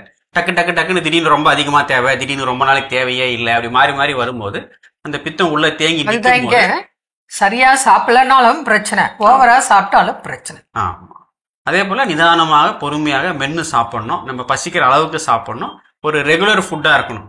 ஓவர் வெரைட்டி மாற்றி மாற்றி சாப்பிட்ற மாதிரி இல்லாமல் இருந்தோம்னா அப்போ பிரச்சனை இல்லை. இப்போ மாற்றி மாற்றி சாப்பிடும்போது டைமும் மாறுது, ஃபுட்டோட தன்மையும் மாறிட்டே இருக்குன்ற போது அந்த பித்தம் வந்து பித்தப்பையில ரொம்ப தேங்கி நிற்கிறதுனால அது கல்லா மாறலாம். இப்படி கல்லா மாறதுக்கு முன்னாடி அழுக்கா தேங்குது. ஆமா, அது வந்து எப்படின்னா நமக்கு ஸ்கேன்ல வந்து அது தெரியும். சில பேருக்கு ஒரு கல்லா இருக்கும், சில பேருக்கு 2, 3, 4, 5 கல்லாவும் இருக்கலாம், மல்டிபிள் கால்குலையும் இருக்கலாம். சில நேரத்துல அந்த கல்லா ஃபார்ம் ஆகாம அந்த பித்தத்தோட தன்மை ரொம்ப ஒரு மாதிரி நார்மல் ஃப்ளூவிட் மாதிரி இல்லாம கொஞ்சம் கெட்டியா சேர் மாதிரி ஸ்லட்ஜ்னு சொல்லுவாங்க. ஒரு மாதிரி பிசு பிசுப்பு தன்மையோ ரொம்ப கொட்டிட்டு இருக்கிற மாதிரியும் இருக்கும். அதுவுமே வந்து ஒரு விதமான பாதிப்பு, ஒரு திக்கு குழம்பு மாதிரி. ஆமா, அப்படி இருக்கலாம். இருக்கும். சிலருக்கு வந்து பித்தப்பையில வந்து அந்த சதை கட்டி பாலிப் மாதிரி கூட வரும். அதுக்கப்புறம் பாத்தீங்கன்னா 80% கொழுப்பும் 20% உப்பும் சேர்ந்து இந்த கால் பிளாடர் ஸ்டோன் இருக்கலாம். இதே சிலருக்கு 80% உப்பாகவும் 20% கொழுப்பாகவும் அந்த பித்தப்பையில கற்கள் உற்பத்தி ஆகலாம். அது சைஸை பொறுத்து. இப்போ நார்மலா சின்ன சின்ன சைஸ்னா வலி இல்லை அப்படின்னா நம்ம அப்படியே மெயின்டைன் பண்ணிக்கலாம். ட்ரீட்மெண்ட் இருக்கு, டயட் இருக்கு, அது கரெக்டா ஃபாலோ பண்ணிக்கலாம். கண்டிப்பா அறுவை சிகிச்சை தான் செய்யணுங்கிற கட்டாயம் அவசியம் இல்லை. இதுவே ஸ்டோன் பெருசா இருக்கு, அது இல்லாம மல்டிபிள் இருக்கு அப்படின்னா அது போய் அடைக்கிறதுக்கு வாய்ப்பு இருக்கு. அப்ப அது இன்ஃபெக்ஷன் ஆகி அழுகிய நிலையில ஆபத்து வர வாய்ப்பு இருக்கு. அதுவும் பர்டிகுலரா டயபெட்டிக் பேஷண்ட்க்கு பித்தப்பையில பெரிய கற்களா இருந்து கற்களோ மல்டியோ ஆர் சிங்கிளோ பெருசா இருந்தால், அதுவும் வலி இருந்தால் கண்டிப்பாக அவங்க கட்டாயம் உடனே மருத்துவர்கிட்ட போகணும். அப்ப இது பார்க்கும்போது அவங்களுக்கு எப்படி இருக்கும் அப்படின்னா ஒரு குமட்டல், வாந்தி இருக்கலாம். அது இல்லாம நமக்கு வந்து ரைட் சைட்ல செஸ்டுக்கு கீழே வயிறுக்கு மேல் பக்கத்துல தான் உங்களுக்கு பித்தப்பை இருக்கு. அந்த இடத்துல நீங்க மூச்சு விடும்போது லேசான வலி இருக்கலாம். மூச்சு சுவாசித்து வெளியே விடும்போது வலி இருக்கலாம். அறிகுறி சிலருக்கு தெரியும். சிலருக்கு வீக்கம் கூட ஏற்படும், வீங்கி காணப்படும். இதெல்லாம் வச்சு நமக்கு பித்தப்பையில கல் இருக்கா அப்படின்னு டவுட் பட்டு நம்ம டாக்டர் கிட்ட போய் செக் பண்ணிக்கணும். சப்போஸ் பெரிய கல்லா இருந்துச்சு, அதுவும் அவங்க டயபெட்டிக் பேஷண்டா இருக்கிறாங்க, வலியும் இருக்கு அப்படின்னா அவங்கத்தான், ஏன்னா அது வந்து பின்னாடி அவங்களுக்கு மஞ்சக்காமலை வந்து பெரிய பிரச்சனை வர வாய்ப்பு இருக்கு. அதனால அவங்க மாத்திரம், அதுவும் சைஸ் பெருசா இருந்து வலி இருந்தால் கண்டிப்பாக அறுவை சிகிச்சை செய்ய வேண்டிய சூழல் இருக்கலாம். ஆனா இதையே எல்லாருக்குமே பித்தப்பையில கல் இருக்கு உடனே எடுத்துடணும் சர்ஜரி அப்படிங்கிற அவசியம் இல்லை. இப்ப நம்மளே பாக்குறோம் 25-30 ஆண்டுகளா, இப்போ சின்ன குழந்தைல இருந்து பெரியவங்க வரைக்கும் சர்வசாதாரணமா பித்தப்பையில கல் இருக்கு. நம்ம பாக்குறத வச்சுதான் சொல்ல முடியும். அப்படி பார்க்கும்போது 20, 25, 30 ஆண்டுகளா கூட பித்தப்பையில கல் இருக்கு. ஆனா சின்னதா இருக்கு. அவங்களுக்கு டயட் ஃபாலோ பண்ணிட்டு இருக்கும் போது அந்த கல்லால ஒரு பிரச்சனையும் இல்லை. அவங்க அறுவை சிகிச்சை செய்ய வேண்டிய அவசியம் இல்லை. இதே அவங்களுக்கு வீக்கம் இருக்கு, பெருசா இருக்கு, ரொம்ப வலி தாங்க முடியல அப்படின்னா அது நார்மலா இருக்கிறவங்களுக்கும் வரலாம். டயபெட்டிக் பேஷண்ட் மாத்திரம் தான் இல்ல, இப்ப சாதாரண ஒரு பர்சன் அவருக்கான டயபெட்டிக் இல்ல, பிபி இல்ல, ஆனா பித்தப்பையில கல் பெருசா இருக்கு, வலி அதிகமா இருக்கு அப்படின்னா அவருக்கு நம்ம பார்க்கணும் சர்ஜரியா என்னன்னு. ஆனா டயபெட்டிக் உள்ள பேஷண்ட்க்கு கண்டிப்பாக அது இன்ஃபெக்ஷன் ஆகி ஜாண்டிஸ் வந்து பெரிய பாதிப்பு ஏற்படுறதுக்கு வாய்ப்புகள் மிக அதிகம். அவங்களுக்கு மாத்திரம்தான் மருத்துவர்கள் கூட இல்லப்பா உனக்கு இப்படி இருக்கு பாருங்க, வலி இல்லாத கூட செஞ்சிடலாம் அப்படின்னு. சிலர் தைரியமா சரி வலி இல்ல பாத்துக்கலாம், லேசா வலி வந்து அப்ப போய்க்கலாம் அப்படின்னு கூட இருக்காங்க. இதெல்லாம் தான் பித்தப்பையோட கற்களின் பிரச்சனைகள். இதுக்கெல்லாம் ட்ரீட்மெண்ட் இருக்கு. சின்னதா இருக்கும்போது பிரச்சனை இல்லை. இப்படியே நம்ம அறுவை சிகிச்சை இல்லாமல் மேக்சிமம் காலத்தை கடக்கலாம். அவசியம் ஏற்பட்டால் மாத்திரம்தான் சர்ஜரி. என்ன நேயர்களே, மீண்டும் நாளை சந்திப்போமா? நன்றி. அன்னை மரியே வாழ்க. அருமையான நம்ம ஒரு வைத்தியம் பகுதி பார்த்துட்டோம். நிகழ்ச்சியோட நிறைவுக்கும் வந்தாச்சு. ஸோ இன்னைக்கு நாளில் நம்ம பேசிட்டு இருக்கிறோம் கடவுள் வணக்கம் நிகழ்ச்சியில் ஆர்வம் இல்லாத குழந்தைகளுக்கு ஆர்வமூட்ட செய்ய வேண்டிய செயல்கள். ஃபைனலாக என்ன சொல்றாங்க? பெற்றோராக இருக்க நம்ம ஃபர்ஸ்ட் ஆர்வமாக இருக்கணும் அப்படின்றதுதான். என்ன அப்படின்னு பார்த்தீங்கன்னா, இது பல பெற்றோர்களுக்கு மத்தியில் இது இல்லாமலே போயிடுச்சு. இப்போ அது பல பேருக்கு பல காரணங்கள் சொல்லிக்கலாம், அவங்களுடைய சூழ்நிலைகள் குறித்து கூட. என்ன அப்படின்னு பார்த்தீங்கன்னா, அந்த பொறுமை இல்லாத ஒரு விஷயம் தான். இந்த பொறுமை அங்கே இல்லை அப்படின்னோடவே ஆட்டோமேட்டிக்காக அந்த குழந்தைகள் சொல்றது எதுவுமே நமக்கு காதுக்கு ஈடுபடாமல் போயிடும் இல்லையா? ஸோ அந்த இடத்துல அந்த பொறுமையோடு அவங்க என்ன சொல்றாங்க அப்படின்றத ஃபர்ஸ்ட் கேட்கணும். நிச்சயமா எல்லா பெற்றோர்களும் மனதில் பதிந்து வைத்துக் கொள்ள வேண்டிய ஒரு முக்கியமான விஷயம் என்ன அப்படின்னா, ஒரு திரைப்படத்துல ஒரு அருமையான அற்புதமான ஒரு வரிகள், குழந்தைகள் என்பவர்கள் நம் வழியாக இந்த உலகத்திற்கு வந்தவர்களை தவிர நமக்காக வந்தவர்கள் கிடையாது. அதை நம்ம உணர்ந்து கொள்ள வேண்டும். நான் டாக்டராக ஆசைப்பட்டேன், நான் தான் முடியல, நீ டாக்டராக திணிக்காதீங்க, தயவு செஞ்சு திணிக்காதீங்க. நான் இதை படிக்க ஆசைப்பட்டேன், என்னால தான் படிக்க முடியல, நீ இதை செய். அதுபோல இந்த ஒப்பீடு, நாங்கள்லாம் விளக்கு வச்சதுல எல்லாம் என்ன பண்ணுவோம், அப்படி வெளிச்சத்துல படிச்சோம், ஸ்ட்ரீட் லாம்ப்ல உட்காந்து படிச்சோம், உங்களுக்கு இவ்வளவு கம்ஃபர்டபுளா கொடுக்குற நீங்க படிக்க மாட்டேங்கன்னா அங்க படிப்பதற்கு வேற ஏதோ டிஸ்ட்ராக்ஷன்ஸ் அங்க என்ன பண்ணுறது இருக்குது, அதை தான் கண்டுபிடிச்சு சரி செய்ய நம்ம முற்படணுமே தவிர. அப்ப இதுக்கெல்லாம் பெற்றோர்களுக்கு ரொம்ப ரொம்ப பொறுமை என்பது அவசியமாக இருக்கின்றது. அதுவும் குழந்தைகளை கையாளுறது ரொம்ப ரொம்ப பொறுமை தேவை. அப்போ அந்த பொறுமையோடு என் குழந்தைகளை நான் கையாளுகின்ற பொழுது அது ஆர்வமுடன் எல்லா வேலையும் செய்யும். ஆர்வமுடன் செய்யக்கூடிய எல்லா வேலைகளும் என்ன பண்ணும், வெற்றியை கொடுக்கும். நமக்கே தெரியும், நம்ம ஏதாவது ஒரு விஷயத்தை ஆர்வத்தை நம்ம ஃபங்க்ஷன்ஸ், அந்த ஃபங்க்ஷன் ரொம்ப ஆர்வமா ஒரு சில விஷயங்கள் எடுத்து செஞ்சா அதோட அவுட்புட் வேற லெவல்ல இருக்கும். ஆர்வமே எல்லாமே என் கையில கொடுத்துட்டாங்க, வேற வழியே இல்லை, நான் செய்யணும் அப்படிங்கிற விஷயத்தோட அவுட்புட் எப்படி இருக்குங்கிறது நமக்கு தெரியும். அப்போ இந்த குழந்தைகளை ஆர்வமோடு அவர்களை அழைத்து செல்வது, பயணிக்க செய்யக்கூடிய மிகப்பெரிய பொறுப்பு பெற்றோர்களாகிய நம்ம ஒவ்வொருத்தர் கையில தான் இருக்கிறது. அதை உணர்ந்து ஒவ்வொரு பெற்றோரும் பொறுமையோடும் அதே நேரத்தில் உற்சாகத்தோடும் குழந்தைகளோடு இணைந்து செயல்பட்டோம் அப்படின்னா எல்லா குழந்தைகளுமே ஆர்வத்தோடு செயல்படும். எஸ், கண்டிப்பா அந்த நாளை இதோட முடிச்சிருவோம். இப்போ நம்ம யாரெல்லாம் விழா காண்றாங்களோ அவங்கள பார்க்கலாம்.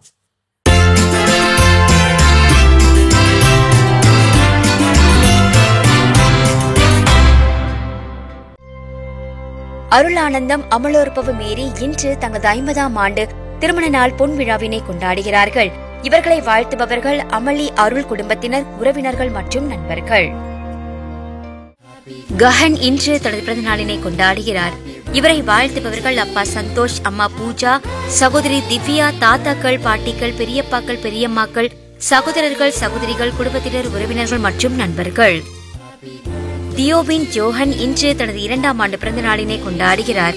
இவரை வாழ்த்துபவர்கள் அப்பா டெல்வின் ஜான், அம்மா பிரான்சிஸ், ஜூட், ஷைனி, தாத்தாக்கள், பாட்டிகள், சித்திகள், சித்தப்பாக்கள், குடும்பத்தினர், உறவினர்கள் மற்றும் நண்பர்கள். ஹெல்சா ஜோன்ஸ் இன்று தனது பிறந்த நாளினை கொண்டாடுகிறார். இவரை வாழ்த்துபவர்கள் அப்பா, அம்மா, குடும்பத்தினர், உறவினர்கள் மற்றும் நண்பர்கள்.